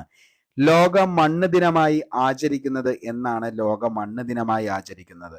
ഡിസംബർ 5 ലോക മണ്ണ് ദിനം. ലോക മണ്ണ് ദിനമായി ആചരിക്കുന്നത് ഡിസംബർ 5 ആരോഗ്യകരമായ മണ്ണിന്റെ പ്രാധാന്യത്തിൽ ശ്രദ്ധ കേന്ദ്രീകരിക്കുന്നതിനും മണ്ണ് വിഭവങ്ങളുടെ സുസ്ഥിര പരിപാലനത്തിനുമായി എല്ലാ വർഷവും ഡിസംബർ 5 ലോക മണ്ണ് ദിനമായി ആചരിക്കുന്നു. അപ്പോൾ ലോക മണ്ണ് ദിനമായി ആചരിക്കുന്നത് എന്നാണെന്ന് ചോദിച്ചാൽ ഡിസംബർ 5 ആരോഗ്യകരമായ മണ്ണിന്റെ പ്രാധാന്യത്തിൽ ശ്രദ്ധ കേന്ദ്രീകരിക്കുന്നതിനും മണ്ണ് വിഭവങ്ങളുടെ സുസ്ഥിരത പരിപാലനത്തിനുമായാണ് എല്ലാ വർഷവും ഡിസംബർ 5 ലോക മണ്ണ് ദിനമായി ആചരിക്കുന്നത്. മണ്ണിനെ കുറിച്ചുള്ള പഠനം ഏത് പേരിലാണ് അറിയപ്പെടുന്നത്? പെഡോളജി എന്ന പേരിൽ അറിയപ്പെടുന്നതാണ് മണ്ണിനെ കുറിച്ചുള്ള പഠനം. പെഡോളജി പഠിക്കുന്ന ശാസ്ത്രജ്ഞനാണ് പെഡോളജിസ്റ്റ് എന്ന് പറയുന്നത്. അതിന് കൂടെ നമുക്ക് പഠിക്കാം തണ്ണീർത്തട ദിനം ഫെബ്രുവരി 2, കാലാവസ്ഥാ ദിനം മാർച്ച് 23, ഭൗമദിനം ഏപ്രിൽ 22. അപ്പൊ ഈ 3 ലോക തണ്ണീർത്തട ദിനത്തിന്റെ പ്രമേയം എന്താണെന്നുള്ളതൊന്ന് പഠിച്ചു വെച്ചോ, ഇമ്പോർട്ടൻ്റ് ആണ്. കാലാവസ്ഥാ ദിനത്തിന്റെ പ്രമേയം എന്താണെന്നുള്ളതൊന്ന് പഠിച്ചു വെച്ചോ, മാർച്ച് 23. ഭൗമദിനത്തിന്റെ പ്രമേയം എന്തായിരുന്നു എന്നുള്ളതും പഠിച്ചു വെച്ചോ, ഒരു മാർക്ക് അവിടെ സെറ്റാണ്. ഓക്കെ, നമ്മളിത് കറണ്ട് അഫയേഴ്സിന്റെ ക്ലാസ്സിൽ പറഞ്ഞിട്ടുണ്ട് ഓരോ ദിനങ്ങളും അവയുമായി ബന്ധപ്പെട്ട തീം എന്താന്നുള്ളത്. ഓക്കെ, അപക്ഷയ പ്രക്രിയയിലൂടെ ശിലകൾ പൊടിഞ്ഞും ജൈവാവശിഷ്ടങ്ങൾ ജീർണിച്ചു ചേർന്ന് ദീർഘകാലത്തെ പ്രക്രിയകൾ വഴിയാണ് മണ്ണ് രൂപം കൊണ്ടിട്ടുള്ളത്. 1 ഇഞ്ച് കനത്തില് മണ്ണ് രൂപപ്പെടാൻ 1000-ലധികം വർഷങ്ങളാണ് വേണ്ടിവരുന്നത്. തണുപ്പേറിയ സാഹചര്യത്തിൽ മണ്ണിന്റെ രൂപീകരണം സാവധാനത്തിലായിരിക്കും നടക്കുന്നത്. ചെങ്കുത്തായ ചെരുവുകളിൽ മണ്ണിന് കനം എപ്പോഴും എന്തായിരിക്കും? കുറവായിരിക്കും. ഓക്കെ, അപ്പം നമ്മളൊന്ന് ആലോചിച്ച് നോക്കിയേ, അതായത് 1 ഇഞ്ച് കനത്തിൽ മണ്ണ് രൂപപ്പെടാനായിട്ട് 1000-ലധികം വർഷങ്ങൾ വേണ്ടി വരുമെന്നാണ് പറയുന്നത്. ഓക്കെ, അതായത് അപക്ഷയ പ്രക്രിയയിലൂടെ ശിലകൾ, അതായത് ഈ പറയുന്ന എന്താണ് നദികൾ വഹിച്ചു കൊണ്ടുവരുന്ന ഭയങ്കര കുത്തൊഴുക്കുകളിൽ ഈ ശിലകളൊക്കെ പോയി അടിച്ച് ഇടിച്ചൊക്കെ എന്ത് ചെയ്യാം, ഈ പറയുന്ന മണ്ണ് രൂപീകരിക്കാം. അതേപോലെ തന്നെ ഹൈ ടെമ്പറേച്ചറും അതേപോലെ തന്നെ അതേപോലെ ശക്തിയും, അതായത് ഹൈ പ്രഷറിലും ഒക്കെ എന്ത് ചെയ്യാൻ പറ്റും, ചിലപ്പോൾ പാറകൾ പൊടിഞ്ഞും എന്തുണ്ടാകാം, ഈ പറയുന്ന മണ്ണ് ഉണ്ടാകാം. ഓക്കെ, അപ്പോൾ മണ്ണ് ദിനമായിട്ട് ആചരിക്കുന്നത് എന്ന് പറഞ്ഞു കഴിഞ്ഞാൽ എന്നാണ്, അത് ഡിസംബർ 5 ഓക്കെ, അപ്പോൾ തണുപ്പേറിയ സ്ഥലത്ത് എന്തായിരിക്കും, മണ്ണിന്റെ രൂപീകരണം സാവധാനത്തിലായിരിക്കും നടക്കുകയും ചെയ്യുന്നത്. ഓക്കെ, അടുത്ത നമുക്ക് ഭൂമിയിലെ ജലസ്രോതസ്സിൽ ഭൂഗർഭജലത്തിന്റെ സാന്നിധ്യം എത്രയാണ്? അത് ഫീൽഡ് വർക്കർ 2021 ചോദിച്ച ചോദ്യമാണ്. ഭൂമിയിലെ ജലസ്രോതസ്സുകളിൽ ഭൂഗർഭ ജലത്തിന്റെ സാന്നിധ്യം എത്രയാണ് എന്നുള്ളതാണ് ചോദിച്ചത്. എത്രയാണ്? 2% കുറവാണ്. ഭൗമോപരിതലത്തിൽ ഏകദേശം 71% ജലമുണ്ട്. എന്നാൽ 3% മാത്രമാണ് നമുക്ക് എന്തുള്ളൂ, ശുദ്ധജലമുള്ളൂ. അപ്പൊ ഭൗമോപരിതലത്തിൽ 71% ജലമുണ്ട്, പക്ഷെ 3% മാത്രമാണ് ശുദ്ധജലമുള്ളൂ. ധ്രുവപ്രദേശങ്ങളില് ഉയർന്ന പർവ്വതങ്ങളില് ഉറഞ്ഞു കിടക്കുന്ന മഞ്ഞും ചില പ്രദേശങ്ങളിലെ ഭൂഗർഭജലവും നമുക്ക് അപ്രാപ്യമായ ശുദ്ധജലമാണ്. ലവണജലം എന്ന് പറയുന്നതാണ് 97%. മഴയാണ് മണ്ണിലേക്ക് വെള്ളം എത്തിക്കുന്നത്. മഴത്തുള്ളികൾ മണ്ണിലെ സൂക്ഷ്മ സുഷിരങ്ങളിലേക്ക് കിനിഞ്ഞിറങ്ങുകയും അവിടെ ശേഖരിക്കപ്പെടുകയും ചെയ്യുന്നു. സമുദ്രങ്ങൾ, നദികൾ, തടാകങ്ങൾ. ഓക്കെ, അപ്പൊ സമുദ്രങ്ങൾ, നദികൾ, തടാകങ്ങൾ, കായലുകൾ എന്നിവയൊക്കെയാണ് ഉപരിതല ജലസ്രോതസ്സുകൾ എന്ന് പറയുന്നത്. ഭൂമിയുടെ ഉപരിതലത്തോട് വളരെ അടുത്തായിരിക്കും ഇവയിലെ ജലനിരപ്പ് എന്ന് പറയുന്നത്. കിണറുകൾ, കുഴൽ കിണറുകൾ തുടങ്ങിയവ ഭൂഗർഭ ജലസ്രോതസ്സുകൾക്ക് ഉദാഹരണമാണ്. ഓക്കെ, ഇനി അടുത്ത ചോദ്യത്തിലേക്ക് പോവാം. വി രൂപ താഴ്വരകൾ സൃഷ്ടിക്കുന്നത് നദിയുടെ ഏതു ഘട്ടത്തിൽ വച്ചാണ് വി രൂപ താഴ്വരകൾ സൃഷ്ടിക്കുന്നത്? യുവത്വ ഘട്ടത്തിൽ വച്ചാണ്. നദിയുടെ അപരദന നിക്ഷേപണ ഫലമായി ഉണ്ടാകുന്ന ഭൂരൂപങ്ങളാണ് നദീജന്യ ഭൂരൂപങ്ങൾ എന്ന് പറയുന്നത്. ഉയർന്ന പ്രദേശങ്ങളിൽ നീരുറവകളിൽ നിന്ന് നദി ഉത്ഭവിക്കുന്ന പ്രദേശം അറിയപ്പെടുന്നതാണ് പ്രഭവസ്ഥാനം എന്ന് പറയുന്നത്. ഓക്കെ, അപ്പോൾ ഉയർന്ന പ്രദേശങ്ങളിലെ നീരുറവകളിൽ നിന്ന് നദി ഉത്ഭവിക്കുന്ന പ്രദേശമാണ് പ്രഭവസ്ഥാനം എന്നറിയപ്പെടുന്നത്. ഒരു നദിയിലേക്ക് ഒഴുകിച്ചേരുന്ന ഉപനദികൾ അറിയപ്പെടുന്നതാണ് പോഷക നദികൾ. ലോയിസ് സമതലങ്ങൾ സൃഷ്ടിക്കുന്നത്, ബീറ്റ് ഫോറസ്റ്റ് ഓഫീസർ 2022 ചോദിച്ചതാണ്. ലോയിസ് സമതലങ്ങൾ സൃഷ്ടിക്കുന്ന ആരാന്ന് ചോദിച്ചാൽ അത് കാറ്റാണ്. ലോയിസ് സമതലങ്ങൾ സൃഷ്ടിക്കുന്നത് ഇമ്പോർട്ടൻ്റ് ആണ്, ഓർത്തു വെച്ചോ. ലോയിസ് സമതലങ്ങൾ സൃഷ്ടിക്കുന്നത് കാറ്റാണ്. അടുത്തത് അഗ്നിപർവ്വതങ്ങളുമായി ബന്ധപ്പെട്ട പോയിന്റ്സ് ആണ്. ഏതു വാതകമാണ് മാഗ്മയിൽ കാണപ്പെടുന്നത്? താഴെ പറയുന്നവയിൽ ഏതു വാതകമാണ് മാഗ്മയിൽ കാണപ്പെടുന്നത്? CPO മെയിൻ 2023 ചോദിച്ച ചോദ്യമാണ്. ഓപ്ഷൻ നോക്കി, CO2, carbon dioxide, nitrogen, chlorine, ഇവയെല്ലാം ഇവയെല്ലാം എന്തിൽ കാണപ്പെടുന്നുണ്ട്? അഗ്നിപർവ്വതം, അതിന്റെ പൊട്ടുറിഞ്ഞു വരുന്ന മാഗ്മയിൽ കാണപ്പെടുന്നതാണ് nitrogen, carbon dioxide, chlorine.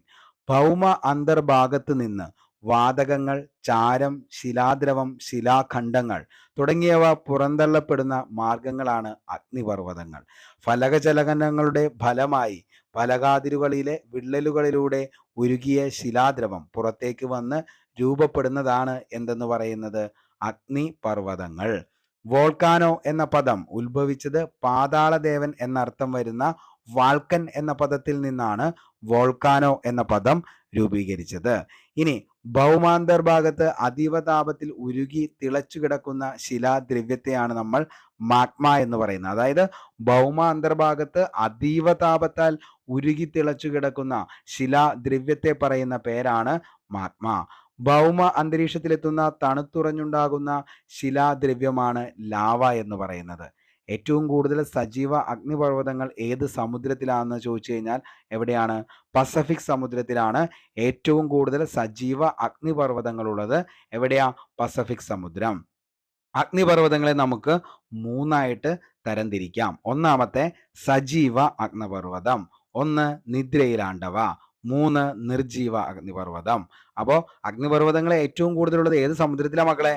പസഫിക്കിലാണ്. Okay, അപ്പൊ അഗ്നിപർവ്വതങ്ങളെ എത്ര എണ്ണം അല്ലെങ്കിൽ എത്രയായിട്ട് നമുക്ക് കാറ്റഗറൈസ് ചെയ്യാം? അഗ്നിപർവ്വതങ്ങളെ 3 തിരിക്കാം. സജീവം, നിദ്രയിലാണ്ടവ, നിർജീവ അഗ്നിപർവ്വതം. ഇടയ്ക്കിടെ സ്ഫോടനങ്ങൾ ഉണ്ടാകുന്ന അഗ്നിപർവ്വതങ്ങളെയാണ് നമുക്ക് സജീവ അഗ്നിപർവ്വതങ്ങൾ എന്ന് വിളിക്കുന്നത്. അപ്പോൾ ഇടയ്ക്കിടെ ഇങ്ങനെ പൊട്ടിത്തെറിച്ചുകൊണ്ടിരിക്കും. അതാണ് എന്തെന്ന് പറയുന്നത്, സജീവ അഗ്നിപർവ്വതങ്ങൾ. കാരണം എന്താണ്, ഇടയ്ക്കിടയ്ക്ക് അതിനെക്കുറിച്ച് നമുക്ക് കേൾക്കാനായിട്ട് പറ്റും. ഉദാഹരണം ഏതാണെന്ന് ചോദിച്ചു കഴിഞ്ഞാൽ യത്ന, മൗണ്ട് യത്ന, അതേപോലെ തന്നെ ബാരൻ ദ്വീപ്, കോട്ടോപാക്സി, മോണോലോവ, ഇതൊക്കെയാണ് എന്ത് സജീവ അഗ്നിപർവ്വതത്തിന്റെ ഉദാഹരണം.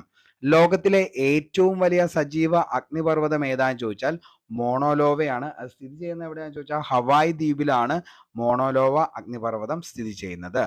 ലോകത്തിലെ ഏറ്റവും ഉയരം കൂടിയ സജീവ അഗ്നിപർവ്വതമാണ് ഒജാസ് ഡെൽ സെലോഡ എന്ന് പറയുന്ന ഒജാസ് ഡെൽ സെലോഡ. ഓക്കെ, ഇനി സജീവ അഗ്നിപർവ്വതങ്ങൾ ഇല്ലാത്ത വൻകര ഏതാന്ന് ചോദിച്ചാൽ അത് ഓസ്ട്രേലിയ ആണ് സജീവ അഗ്നിപർവ്വതങ്ങൾ ഇല്ലാത്തത്. LGS ലെവലിലുള്ള ചോദ്യമാണ്, ഓർത്തു വെച്ചോ. അന്റാർട്ടിക്കയിലെ ഏക സജീവ അഗ്നിപർവ്വതമാണ് മൗണ്ട് എറിബസ് എന്ന് പറയുന്നത്. ഓക്കെ, ഇന്ത്യയിലെ ഏക സജീവ അഗ്നിപർവ്വതം ഏതാന്ന് ചോദിച്ചാൽ ബാരൻ ദ്വീപുകളാണ്. ചരിത്രാദ്യകാലത്ത് പൊട്ടിത്തെറിച്ചതും ഇപ്പോൾ ശാന്തമായിരിക്കുന്നതുമായ അഗ്നിപർവ്വതങ്ങളാണ് നിദ്രയിലാണ്ടവ. നിദ്രയിലാണ്ടവ അഗ്നിപർവ്വതങ്ങൾക്ക് ഉദാഹരണം ഏതാന്ന് ചോദിച്ചാൽ വേസുവിയസ് ഇറ്റലി, കിളിമാഞ്ചാരോ താൻസാനിയ. അപ്പോൾ ഈ രണ്ടുമാണ് എന്ത് നിദ്രയിലാണ്ടവ. അതായത് ചരിത്രാതകാലത്ത് എന്ത് ചെയ്തു, പൊട്ടിത്തെറിച്ചു. പക്ഷെ ഇപ്പൊ എന്താണ്, ശാന്തമായിട്ട് നിലനിൽക്കുന്നു. നിലവിൽ എന്താണ്, പൊട്ടിത്തെറികളോ അതേപോലെ തന്നെ എന്താണ് മറ്റു ഒന്നും അവിടെ നടക്കുന്നില്ല. അതുകൊണ്ടാണ് അതിനെ എന്തെന്ന് വിളിക്കുന്നത്, നിദ്രയിലാണ്ടവ അഗ്നിപർവ്വതങ്ങൾ എന്ന് വിളിക്കുന്നത്. അതിന് ഉദാഹരണമാണ് വേസുവിയസ്, എവിടെയാണെന്ന് ചോദിച്ചാൽ ഇറ്റലിയാണ്. കിളിമഞ്ചാരോ എവിടെയാണെന്ന് ചോദിച്ചാൽ താൻസാനിയ. ഇനി നമുക്ക് പർവ്വതങ്ങൾ നോക്കാം. താഴെ തന്നിരിക്കുന്നതിൽ മടക്കു പർവ്വത നിരയ്ക്ക് ഉദാഹരണം ഏതാണ് മടക്കു പർവ്വതത്തിന് ഉദാഹരണം എന്ന് പറയുന്നത് 2ഉം 3ഉമാണ്. പർവ്വതങ്ങളെ നമുക്ക് എത്രയായിട്ട് തരംതിരിക്കാം? പർവ്വതങ്ങളെ നമുക്ക് 4ആയിട്ട് തരംതിരിക്കാം. ഒന്നാമത്തെയാണ് മടക്കു പർവ്വതങ്ങൾ, രണ്ടാമത്തെ ഖണ്ഡപർവ്വതങ്ങൾ, മൂന്നാമത്തെ അവശിഷ്ട പർവ്വതങ്ങൾ, ഇനി നാലാമത്തെയാണ് അഗ്നിപർവ്വതങ്ങൾ എന്ന് പറയുന്നത്. അപ്പോൾ എത്രയായിട്ട് തരംതിരിക്കാം പർവ്വതങ്ങളെ? 4ആയിട്ട്. ഒന്നാമത്തെ മടക്കുപർവ്വതം, 2 ഖണ്ഡപർവ്വതം, 3 അവശിഷ്ട പർവ്വതം, 4 അഗ്നിപർവ്വതം. ലോകത്തിലെ ഏറ്റവും പ്രായം കുറഞ്ഞ പർവ്വതങ്ങളെയാണ് നമുക്ക് എന്തെന്ന് വിളിക്കാം? മടക്കുപർവ്വതങ്ങൾ എന്ന് വിളിക്കാം. മടക്കുപർവ്വതത്തിന് ഏറ്റവും നല്ല ഉദാഹരണമാണ് ഹിമാലയവും റോക്കീസ് ആൻഡ് യുറാൽ. ഓക്കെ, ഇനി ഖണ്ഡപർവ്വതങ്ങൾക്ക് ഉദാഹരണമാണ് ബ്ലാക്ക് ഫോറസ്റ്റ്. ബ്ലാക്ക് ഫോറസ്റ്റ് എന്ന് പറയുന്നത് എന്താ, ഒരു ഖണ്ഡപർവ്വതമാണ്, അല്ലാതെ കേക്കല്ല എന്തെന്ന് പറയുന്നത് ബ്ലാക്ക് ഫോറസ്റ്റ് എന്ന് പറയുന്നത്. അപ്പോൾ ബ്ലാക്ക് ഫോറസ്റ്റ് എന്ന് പറയുന്നത് എന്താണ്, ഖണ്ഡപർവ്വതമാണ്. ഓക്കെ, ഇനി പ്രകൃതി ശക്തികളുടെ പ്രവർത്തനം മൂലം ചുറ്റുപാടുമുള്ള ഭാഗങ്ങൾക്ക് നാശം സംഭവിച്ച് അവശേഷിക്കുന്ന പർവ്വതങ്ങളാണ് അവശിഷ്ട പർവ്വതങ്ങൾ എന്ന് പറയുന്നത്. ഓക്കെ, അപ്പോൾ പ്രകൃതി ശക്തികളുടെ പ്രവർത്തനം മൂലം ചുറ്റുപാടുകളുള്ള ഭാഗങ്ങൾക്ക് നാശം സംഭവിച്ച് അവശേഷിക്കുന്ന പർവ്വതങ്ങളാണ് അവശിഷ്ട പർവ്വതം.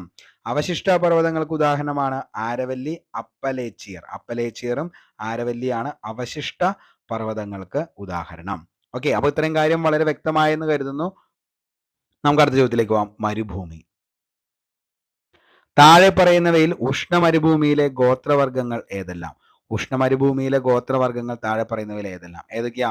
2ഉം 4ഉമാണ് ഉഷ്ണമരുഭൂമിയിലെ എന്തെന്ന് പറയുന്നത് ഗോത്രവർഗ്ഗക്കാർ. മരുഭൂമികളുടെ സൃഷ്ടാവ് എന്ന് വിശേഷിപ്പിക്കപ്പെടുന്ന കാറ്റാണ് വാണിജ്യവാദം എന്ന് പറയുന്നത്. മരുഭൂമിയുടെ സൃഷ്ടാവ്. 2 അർദ്ധഗോളങ്ങളിലുള്ളതും 20 ഡിഗ്രി മുതൽ 30 ഡിഗ്രി വരെയാണ് അക്ഷാംശ രേഖകൾക്കിടയിൽ പൊതുവെ വൻകരകളുടെ പടിഞ്ഞാറ് ഭാഗത്താണ് ഉഷ്ണമരുഭൂമികളുടെ സ്ഥാനം എന്ന് പറയുന്നത്. അപ്പോൾ 2 അർദ്ധഗോളങ്ങളിൽ 20 ഡിഗ്രി മുതൽ 30 ഡിഗ്രി വരെ അക്ഷാംശ രേഖകൾക്കിടയിൽ പൊതുവെ വൻകരകളുടെ പടിഞ്ഞാറ് ഭാഗത്ത് ഉഷ്ണമരുഭൂമികളുടെ സ്ഥാനം എന്ന് പറയുന്നത്. ഇനി ഉഷ്ണമരുഭൂമികൾക്ക് ഉദാഹരണമാണ് സഹാറ, താർ, അറേബ്യൻ മരുഭൂമി. ലോകത്തിലെ ഏറ്റവും വലിയ ഉഷ്ണമരുഭൂമി ഏതാന്ന് ചോദിച്ചാൽ ആഫ്രിക്കയിലെ സഹാറയാണ് ലോകത്തിലെ ഏറ്റവും വലിയ ഉഷ്ണ മരുഭൂമി എന്ന് പറയുന്നത്.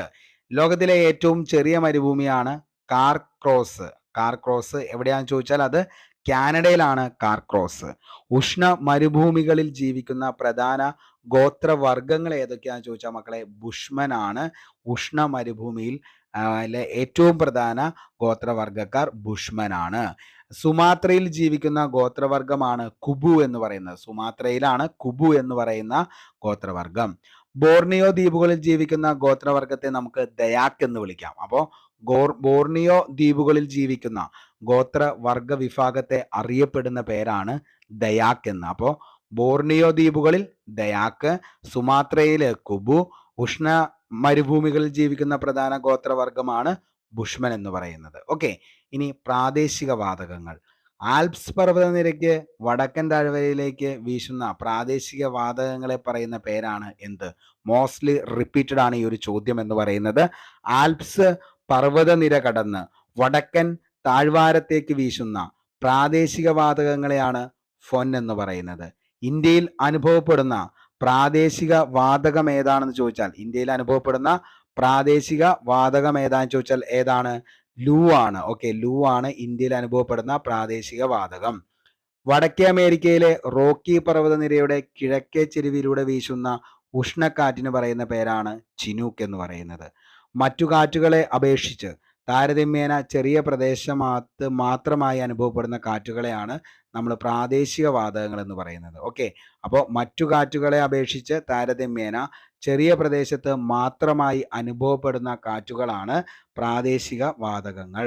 പ്രാദേശിക വാതകങ്ങൾ ഉണ്ടാകാൻ കാരണം പ്രാദേശികമായി ഉണ്ടാകുന്ന താപമർദ്ദ വ്യത്യാസങ്ങളാണ്. ഓക്കെ, അപ്പോൾ പ്രാദേശിക വാതകങ്ങൾ ഉണ്ടാകാനുള്ള കാരണം എന്ന് പറയുന്നത് എന്താണ്? പ്രാദേശികമായി ഉണ്ടാകുന്ന താപമർദ്ദ വ്യത്യാസങ്ങളാണ്. മഞ്ഞുതീനി എന്ന് വിളിക്കപ്പെടുന്ന പ്രാദേശിക വാതകമാണ് ചിനൂക്ക് എന്ന് പറയുന്നത്. മഞ്ഞുതീനി, ചിനൂക്ക്. ശൈത്യകാലത്തിന്റെ കാഠിന്യം കുറച്ച് കനേഡിയൻ സമതലങ്ങളിലെ ഗോതമ്പ് കൃഷിക്ക് സഹായിക്കുന്ന കാറ്റാണ് ചിനൂക്ക് എന്ന് പറയുന്നത്. യൂറോപ്പിലെ ആൽപ്സ് പർവ്വതത്തിന്റെ വടക്കേ ചെരുവിൽ വീശുന്ന ഉഷ്ണക്കാറ്റിന് പറയുന്ന പേരാണ് ഫൊൻ എന്ന് പറയുന്നത്. യൂറോപ്യൻ ചിനൂക്ക് എന്നറിയപ്പെടുന്നത് ഫൊന്നാണ്. യൂറോപ്യൻ ചിനൂക്ക് എന്നറിയപ്പെടുന്നത്. ആഫ്രിക്കയിലെ സഹാറ മരുഭൂമിയിൽ നിന്ന് പടിഞ്ഞാറൻ ആഫ്രിക്കയിലേക്ക് വീശുന്ന വരണ്ട കാറ്റിനെ പറയുന്ന പേരാണ് ഹർമാട്ടൽ. ഓക്കെ, അപ്പോൾ ആഫ്രിക്കയിലെ സഹാറ മരുഭൂമിയിൽ നിന്ന് പടിഞ്ഞാറൻ ആഫ്രിക്കയിലേക്ക് വീശുന്ന വരണ്ട കാറ്റാണ് ഹാർമാട്ടൽ എന്ന് പറയുന്നത്. സഹാറ മരുഭൂമിയിൽ നിന്നും വടക്കൻ ആഫ്രിക്കയിലെ തെക്കൻ ഇറ്റലി എന്നിവിടങ്ങളിൽ വീശുന്ന കാറ്റാണ് സിറോക്കോ എന്ന് പറയുന്നത്.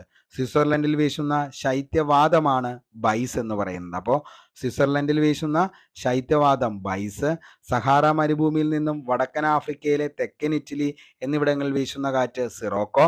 ആഫ്രിക്കയിലെ സഹാറ മരുഭൂമിയിൽ നിന്ന് പടിഞ്ഞാറൻ ആഫ്രിക്കയിലേക്ക് വീശുന്ന വരണ്ടക്കാറ്റ് ഹാർമാട്ടലാണ്. യൂറോപ്യൻ ചിനൂക്ക് എന്നറിയപ്പെടുന്നത് ഫൊന്നാണ്. യൂറോപ്പിലെ ആൽപ്സ് പർവ്വത വടക്കേ ചെരുവിൽ വീശുന്ന ഉഷ്ണക്കാറ്റ് ഫൊന്നാണ്. കൃഷിക്ക് സഹായിക്കുന്ന കാറ്റാണ് ഏതെന്ന് പറയുന്നത്? ശൈത്യകാലത്ത് കാഠിന്യം കുറച്ച് കനേഡിയൻ സമതലങ്ങളിലെ ഗോതമ്പ് കൃഷിക്ക് സഹായകമാകുന്ന കാറ്റാണ് ചിനൂക്ക് എന്ന് പറയുന്നത്. വെരി വെരി ഇമ്പോർട്ടൻ്റ് ആണ് കേട്ടോ ഈ ചിനൂക്ക്, ഫൊന്ന്, ലൂവ്, അതേപോലെ തന്നെ എന്താണ് വാണിജ്യവാദം. ഇത്രയും കാര്യങ്ങൾ ഉറപ്പായിട്ടും ഒന്ന് നോക്കിക്കോ. ഏതെങ്കിലും ഒരു നമ്മുടെ സ്റ്റേജിൽ ചോദിക്കുന്നതായിരിക്കും. ഇപ്പോൾ സ്റ്റേജ് 1 കഴിഞ്ഞു, 2 കഴിഞ്ഞു, ബാക്കിയുള്ള സ്റ്റേജുകളിൽ ഏതെങ്കിലും ഒരു സ്റ്റേജിൽ അത് ചോദിക്കും. ഓക്കെ, മേഘങ്ങൾ.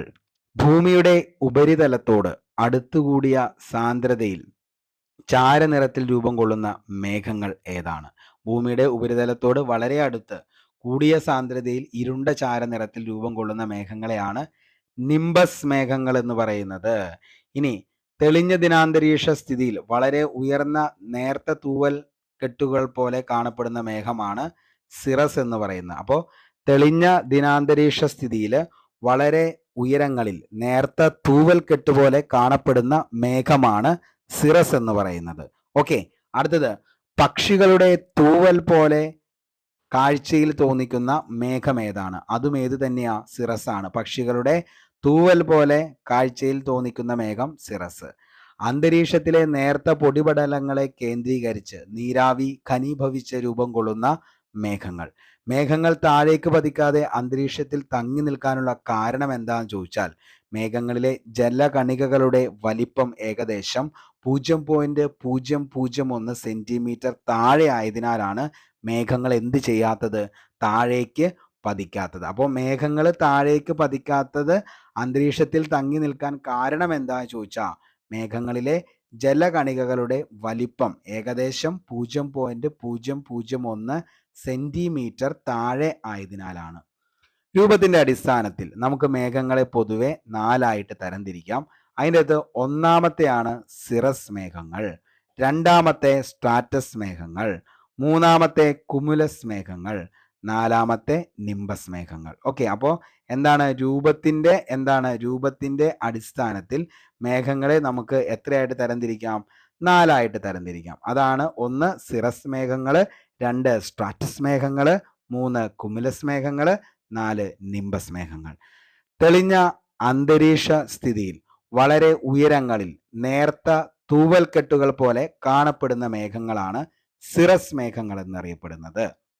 അപ്പോൾ എന്താണ് സിറസ് മേഘങ്ങൾ? തെളിഞ്ഞ ദിനാന്തരീക്ഷ സ്ഥിതിയിൽ വളരെ ഉയരങ്ങളിൽ നേർത്ത തൂവൽക്കെട്ടുകൾ പോലെ കാണപ്പെടുന്നതാണ്. അപ്പോൾ വളരെ നേർത്ത തൂവൽക്കെട്ടുകളാണ് എന്തെന്ന് പറയുന്നത്? സിറസ് മേഘങ്ങൾ എന്ന് പറയുന്നത്. വളരെ നേർത്ത തൂവൽക്കെട്ടുകൾ പോലെ കാണപ്പെടുന്നത് സിറസ്. താഴ്ന്ന വിതാനങ്ങളിൽ കനത്ത പാളികളായി കാണപ്പെടുന്ന മേഘങ്ങളാണ് സ്ട്രാറ്റസ് മേഘങ്ങൾ എന്ന് പറയുന്നത്. അപ്പോൾ താഴ്ന്ന വിതാനങ്ങളിൽ കനത്ത പാളികളായി കാണപ്പെടുന്ന മേഘങ്ങൾ സ്ട്രാറ്റസ്. ഉയർന്ന സംവഹന പ്രവാഹ ഫലമായി രൂപം കൊള്ളുന്ന മേഘങ്ങളാണ് കുമുലസ് മേഘങ്ങൾ. താഴ്ന്ന വിതാനങ്ങളിൽ കാണുന്ന ഇരുണ്ട മഴ മേഘങ്ങൾ അറിയപ്പെടുന്നതാണ് നിംബസ് എന്ന് പറയുന്നത്. ചിലപ്പോൾ നമ്മൾ ഈ മഴ വന്റ് എന്നൊക്കെ പറയാൻ കാരണം എന്താ? ഭയങ്കരമായിട്ട് ഇരുട്ടായിട്ട് വരുന്ന, അല്ലെങ്കിൽ ഒരു ഇരുണ്ട കാലാവസ്ഥ തന്നെയല്ലേ. അപ്പോൾ താഴ്ന്ന വിതാനങ്ങളിൽ കാണുന്ന ഇരുണ്ട മഴമേഘങ്ങളെയാണ് നമ്മൾ എന്തെന്ന്. അപ്പം ഈ പറയുന്ന നിംബസ് മേഘങ്ങളെ നോക്കിയിട്ടാണ് നമ്മൾ എന്ത് പറയുന്നത്? മഴ ഇപ്പൊ പെയ്യോ എന്നുള്ളത് നമ്മൾ എന്ത് ചെയ്യുന്നത്? നമ്മൾ മനസ്സിലാക്കുന്നത്. ഓക്കെ, ജലകണികകൾ സാന്ദ്രമായതിനാൽ നിംബസ് മേഘങ്ങൾ സൂര്യപ്രകാശത്തെ കടത്തിവിടാതെ ഇരുണ്ട നിറത്തിൽ കാണപ്പെടുന്നു. അപ്പോൾ എന്തുകൊണ്ടാണ് നിംബസ് മേഘങ്ങൾ ഈ പറയുന്ന ഇരുണ്ട നിറത്തിൽ കാണുന്നത് എന്ന് ചോദിച്ചാൽ, ജലകണികകൾ സാന്ദ്രമായതിനാൽ നിംബസ് മേഘങ്ങൾ എന്ത് ചെയ്യുന്നില്ല? സൂര്യപ്രകാശത്തെ കടത്തിവിടാത്തതിനാലാണ്. കുമുലസ്, നിംബസ് എന്നീ മേഘങ്ങൾ കൂടിക്കലർന്ന് കാണപ്പെടുന്ന മേഘങ്ങളാണ് നിംബസ് മേഘങ്ങൾ. Cumulus, nimbus. ഓക്കെ, അപ്പോൾ കുമുലസും നിംബസും എന്നീ മേഘങ്ങൾ കൂടിക്കലർന്ന് കാണപ്പെടുന്ന മേഘങ്ങളാണ് നിംബസ് മേഘങ്ങൾ എന്ന് പറയുന്നത്. കുമുലോ നിംബസ് മേഘങ്ങൾ. ഓക്കെ, അപ്പൊ കുമുലോ നിംബസ് മേഘങ്ങൾ. അപ്പൊ ചോദിക്കാം ചിലപ്പോൾ പറയാൻ പറ്റില്ല ഏത് തരത്തിലുള്ള ചോദ്യങ്ങളാണ് വരുന്നത് എന്നുള്ളത്. അപ്പൊ കുമുലോ നിംബസ് മേഘങ്ങൾ എന്താന്ന് ചോദിച്ചു കഴിഞ്ഞാൽ കുമുലോ നിംബസ് മേഘങ്ങൾ എന്ന് പറയുന്നത്, അതായത് കുമുലസും അതേപോലെ തന്നെ നിംബസ് മേഘങ്ങൾ ഇവ രണ്ടും കൂടി കൂടിക്കലർന്നുണ്ടാകുന്നതാണ് എന്തെന്ന് പറയുന്നത്? കുമുലോ നിംബസ് മേഘങ്ങൾ എന്ന് പറയുന്നത്. ഓക്കെ, ഇനി അടുത്തെന്താണ് നമുക്ക് പഠിക്കാനുള്ളത്? ആഗോള പ്രശ്നങ്ങളാണ് അടുത്ത് പഠിക്കാനുള്ളത്. ആഗോള പ്രശ്നങ്ങൾ എന്ന് പറയുന്നതും ഒരു ടോപ്പിക്കാണ്, PSCയിൽ നമുക്ക് നോക്കാനുണ്ട്. അപ്പോൾ ഹരിതഗൃഹവാതകങ്ങളിൽ ഏറ്റവും പ്രധാനപ്പെട്ട വാതകം ഏതാണെന്ന് ചോദിച്ചാൽ, ഹരിതഗൃഹവാതകങ്ങളിൽ ഏറ്റവും പ്രധാനപ്പെട്ടത് കാർബൺ ഡൈ ഓക്സൈഡ്. ചുവടെ കൊടുത്തിരിക്കുന്നവയിൽ ഹരിതഗൃഹവാതകം അല്ലാത്തത് ഏതാണ്? Nitrogen, methane, chlorofluorocarbon, carbon dioxide. ഏതാണ്? നമുക്ക് ഒറ്റയടിക്കാൻ ഉത്തരത്തിലേക്ക് എത്താം. നൈട്രജൻ ആണ് ഇതിൻ്റെ അകത്ത് ഹരിതഗ്രഹ വാതകം അല്ലാത്തത്. ആഗോളതാപനം ഉണ്ടാകുന്ന ഹരിതഗ്രഹ പാതകളിൽ ഉൾപ്പെടാത്ത വാതകം ഏതാണ്? നോക്കി, carbon dioxide, methane, oxygen, nitrogen. ഏതാണ്? ഓക്സിജൻ ആണ് ഹരിതഗ്രഹ അതായത് ആഗോളതാപനം ഉണ്ടാകുന്ന ഹരിതഗ്രഹ വാതകങ്ങളിൽ ഉൾപ്പെടാത്ത വാതകം. അപ്പൊ ഹരിതഗ്രഹ വാതകങ്ങൾ ഉൾപ്പെടാത്ത വാതകം ഏതാ? ഓക്സിജൻ ആണ്. അപ്പൊ ഇത്രയും കാര്യങ്ങളാണ് ഇന്നത്തെ ക്ലാസ്സിൽ നമ്മൾ ചർച്ച ചെയ്തത്. വളരെ വ്യക്തമായി ഓരോ കാര്യങ്ങളും മനസ്സിലായി എന്ന് തന്നെ കരുതുന്നു. ഇങ്ങനെ തന്നെ പഠിച്ച് മുന്നോട്ടേക്ക് പോകാനായിട്ട് ശ്രമിക്കുക. അതേപോലെ തന്നെ എന്ത് ചെയ്യുക? പഠിച്ച കാര്യങ്ങൾ വീണ്ടും വീണ്ടും റിപ്പീറ്റ് ചെയ്യുന്നതിന് വേണ്ടിയിട്ട് നമ്മുടെ തന്നെ ടെലഗ്രാം ചാനലിലേക്ക് പോരെ. അവിടെ ഇതിൻ്റെ നോട്ട് നിങ്ങൾക്ക് അവൈലബിൾ ആയിരിക്കും. അപ്പോൾ ആ നോട്ടുകളുടെയും കൂടി നോക്കിയിട്ട് വേണം ഇനി നിങ്ങൾക്ക് എന്ത് ചെയ്യാനായിട്ട്, ഒരു സെക്കൻഡ് ടൈം റിവിഷൻ എന്ന ലെവലിൽ പഠിക്കാനായിട്ട്. ഓക്കെ, അപ്പോൾ നോട്ട് വായിക്കുക. അതേപോലെ തന്നെ എന്ത് ചെയ്യുക? ഓരോ ക്ലാസ് കണ്ടതിന് ശേഷം നോട്ട് വായിച്ചതിന് ശേഷം നേരെ ടെലഗ്രാമിൽ ഇതിൻ്റെ ക്വസ്റ്റ്യൻ ബോൾ അവൈലബിൾ ആയിരിക്കും. ആ ക്വസ്റ്റ്യൻ ബോൾ കൂടിയും എന്ത് ചെയ്യുക? എല്ലാ ദിവസവും കൃത്യം 9 മണിക്ക് തന്നെയാണ് ക്വസ്റ്റ്യൻ ബോൾ വരുന്നത്. അപ്പോൾ അതിൻ്റെ അകത്ത് പങ്കെടുത്ത് ഓരോ ദിവസവും കറക്റ്റായിട്ട് സിസ്റ്റമാറ്റിക് ആയിട്ട് തന്നെ എന്ത് ചെയ്യുക? ഓരോ ക്വസ്റ്റ്യൻ ബോളും ചെയ്തു പോവുക. അപ്പോൾ നിങ്ങൾക്ക് തന്നെ മനസ്സിലാക്കാനായിട്ട് പറ്റും നിങ്ങളുടെ നിലവാരം എന്താണ്, അല്ലെങ്കിൽ ഇപ്പോൾ നിങ്ങൾ എത്ര നന്നായിട്ട് പഠിക്കുന്നുണ്ട് എന്നുള്ളത് മനസ്സിലാക്കി പഠിക്കാനായിട്ട് സാധിക്കും. അപ്പോൾ ഈ മാത്സും അതേപോലെ തന്നെ ഇംഗ്ലീഷിൻ്റെയും ക്വസ്റ്റ്യൻസ് ഞാൻ ഇട്ട് കഴിഞ്ഞപ്പോൾ ആരും അങ്ങനെ വലിയ നല്ല രീതിയിൽ തന്നെ അതിൻ്റെ അകത്ത് ആരും തന്നെ ചെയ്യുന്നില്ല. 1-2 ആളുകൾ മാത്രമാണ് സാറേ ഇതിൻ്റെ ക്വസ്റ്റ്യൻസ് അതിൻ്റെ ആൻസർ പറയാമോ എന്ന് ചോദിച്ചോളൂ. അപ്പോൾ നിങ്ങളത് നിങ്ങളുടേതായിട്ടുള്ള രീതിയിൽ പഠിക്കുക. ഞാൻ അവസാനം അതായത് ഈ പറയുന്ന നമ്മൾ എന്താണ് 16 ദിവസത്തെ ക്ലാസ്സാണ് നമ്മൾ GK ആ ഒരു ടോപ്പിക്ക് കംപ്ലീറ്റ് ആക്കാനായിട്ട് ഉദ്ദേശിക്കുന്നത്. അപ്പോൾ GK ടോപ്പിക്സ് ഫുള്ള് കംപ്ലീറ്റ് ചെയ്തതിന് ശേഷം ഈ പറയുന്ന മാത്സും ഇംഗ്ലീഷിൻ്റെയും ഫുള്ളായിട്ട് ഒരു 2-3 ക്ലാസ്സോടുകൂടി അത് കംപ്ലീറ്റ് ചെയ്ത് തരുന്നതായിരിക്കും. അതായത് ഏറ്റവും ഇമ്പോർട്ടൻ്റ് ആയിട്ടുള്ള എല്ലാ ക്വസ്റ്റ്യൻസ് കൂടി ഇൻക്ലൂഡ് ചെയ്തുകൊണ്ടുള്ള ഒരു 2 ക്ലാസ്, അത് ഇംഗ്ലീഷിൻ്റെയും അതേപോലെ തന്നെ മാത്സിൻ്റെയും നമ്മൾ സെറ്റ് ചെയ്യും. മാത്സിൻ്റെ ഞാൻ മൊത്തം പ്രോബ്ലംസും തരാം. അതേപോലെ എനിക്കറിയാവുന്ന ലെവലിൽ നിങ്ങൾക്ക് എന്ത് ചെയ്യാം, മാത്സിൻ്റെ സിമ്പിൾ ഷോർട്ട് കട്ടിൽ നമുക്കത് കംപ്ലീറ്റ് ചെയ്യാം. ഇംഗ്ലീഷും അങ്ങനെ തന്നെയാണ്. ഇംഗ്ലീഷ് ഭയങ്കര ഹെവി ആയിട്ടുള്ള സംഭവമൊന്നുമല്ല, വളരെ സിമ്പിൾ ആയിട്ടുള്ളൊരു ടോപ്പിക്കാണ്. അതിൻ്റേതായ ലെവലിൽ നമ്മൾ പഠിച്ചു പോയി കഴിഞ്ഞാൽ ഉറപ്പായിട്ടും നമുക്ക് എന്ത് ചെയ്യാൻ പറ്റും, അതിൻ്റെ അകത്ത് ആദ്യത്തെ എന്താണ് എല്ലാ ടോപ്പിക്സുകളും നമുക്ക് മനസ്സിലാക്കി പഠിച്ചാൽ ഉറപ്പായിട്ടും നമുക്കൊരു 10 മാർക്കിൽ ഒരു 8 മാർക്ക് സിമ്പിളായിട്ട് സ്കോർ ചെയ്യാൻ പറ്റും. ഓക്കെ, അപ്പോൾ അത് നമുക്ക് എന്ത് ചെയ്യാം, ആ ഒരു സെഷൻ കഴിഞ്ഞതിന് ശേഷം നമുക്ക് ചെയ്യാം. എല്ലാം കൂടി ആയിക്കഴിഞ്ഞാൽ നിങ്ങൾക്ക് ഭയങ്കര ഹെവി ലോഡാണെന്ന് പറഞ്ഞുകൊണ്ട് നിങ്ങൾ മൊത്തം കാണത്തില്ല. അപ്പോൾ അതുകൊണ്ടാണ് അങ്ങനെ ചെയ്യുന്നത്. അപ്പോൾ ഇന്നത്തെ ക്ലാസ് ഇവിടെ വെച്ച് വൈൻഡപ്പ് ചെയ്യാണ്. ജോയിൻ ചെയ്യാത്ത ആരെങ്കിലും ഉണ്ടെങ്കിൽ ജോയിൻ ചെയ്യുക, സബ് അടിക്കാത്ത ആരെങ്കിലും ഉണ്ടെങ്കിൽ സബ്സ്ക്രൈബ് ചെയ്യുക.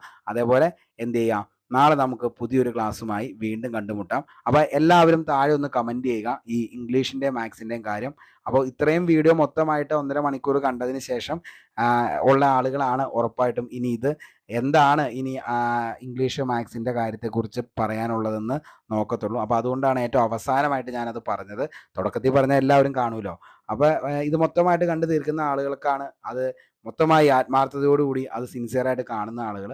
അപ്പോൾ അവർക്ക് വേണ്ടിയിട്ട് ആണ് ഞാൻ ഈ പറയുന്നത്. നിങ്ങൾക്ക് വേണ്ടിയിട്ട് എന്തും ഞാൻ ചെയ്യാൻ ഒരുക്കമാണ്. അപ്പോൾ അതുകൊണ്ട് ഇംഗ്ലീഷിൻ്റെ ക്ലാസ് നമുക്ക് അങ്ങനെ ചെയ്യാം. ഏറ്റവും ഇമ്പോർട്ടൻ്റ് ആയിട്ടുള്ള കാര്യങ്ങളും അതേപോലെ ഷോർട്ട് കട്ടായിട്ട് സെറ്റ് ചെയ്തിടാം. അടുത്തൊരു ബാച്ചിന് നമ്മൾ തുടങ്ങുമ്പോൾ അതിൻ്റെ അകത്ത് എല്ലാം ഓർഡർ അനുസരിച്ച് ഇംഗ്ലീഷിൻ്റെ സിസ്റ്റമാറ്റിക്കായിട്ട് മാത്സിൻ്റെ സയൻസ് ഓരോന്നും നമുക്ക് എന്ത് ചെയ്യാം, സെറ്റ് ചെയ്ത് പ്ലേലിസ്റ്റായിട്ട് സെറ്റ് ചെയ്ത് പോവാം. റിവിഷൻസും അങ്ങനെ തന്നെ സെറ്റ് ചെയ്യാം. അപ്പോൾ ഇത്രയും കാര്യങ്ങളൊക്കെയാണ് പറയാനുള്ളൂ. പുതിയൊരു വീഡിയോയുമായി നമുക്ക് വീണ്ടും കണ്ടുമുട്ടാം. അതുവരത്തേക്കും short break. Signing off, Arun Kombanadan. Thank U.